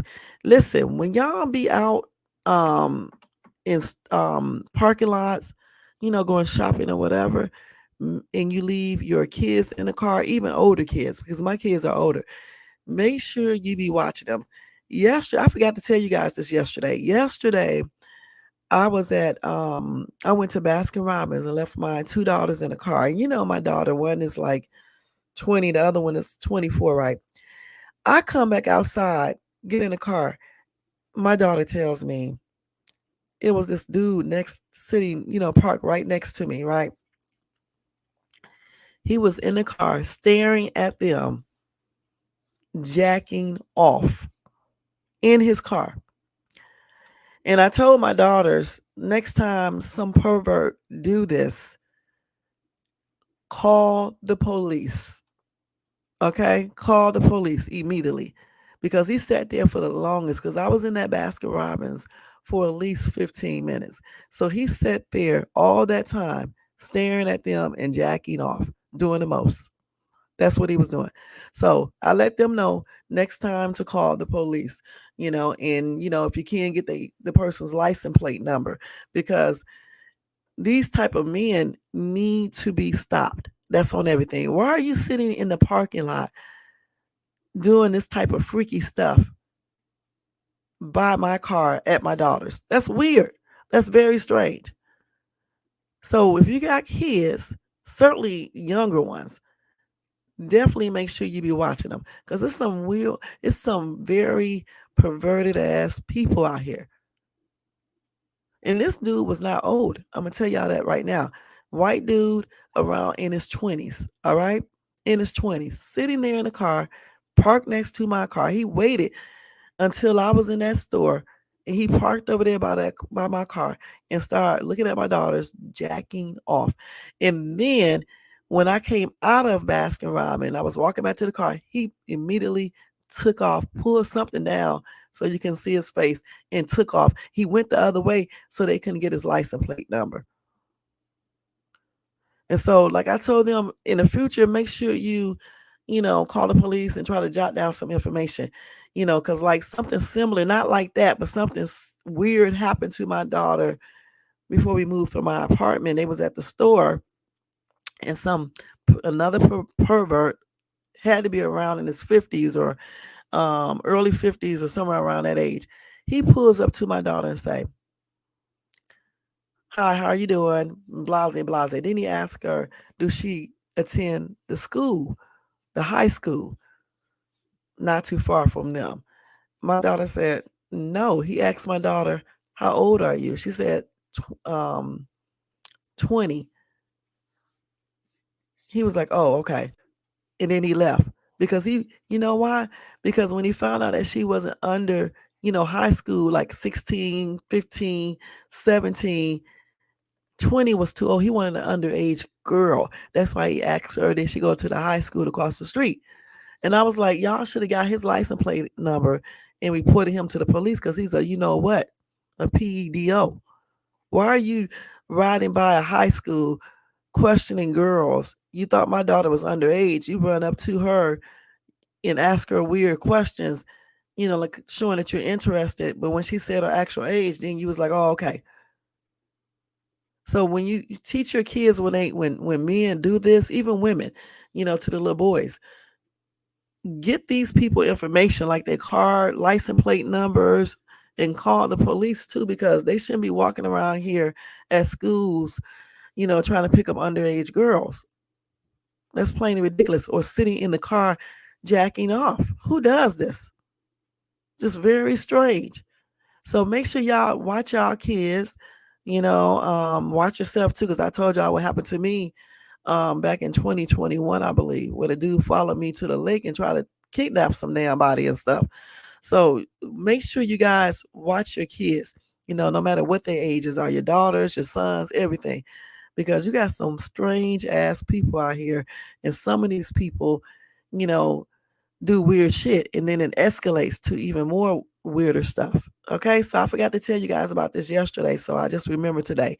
So I just wanted to let you guys know about that. All right, so now let me go ahead and end this live again, play that background thing, and that's it, y'all. I'll see y'all later on.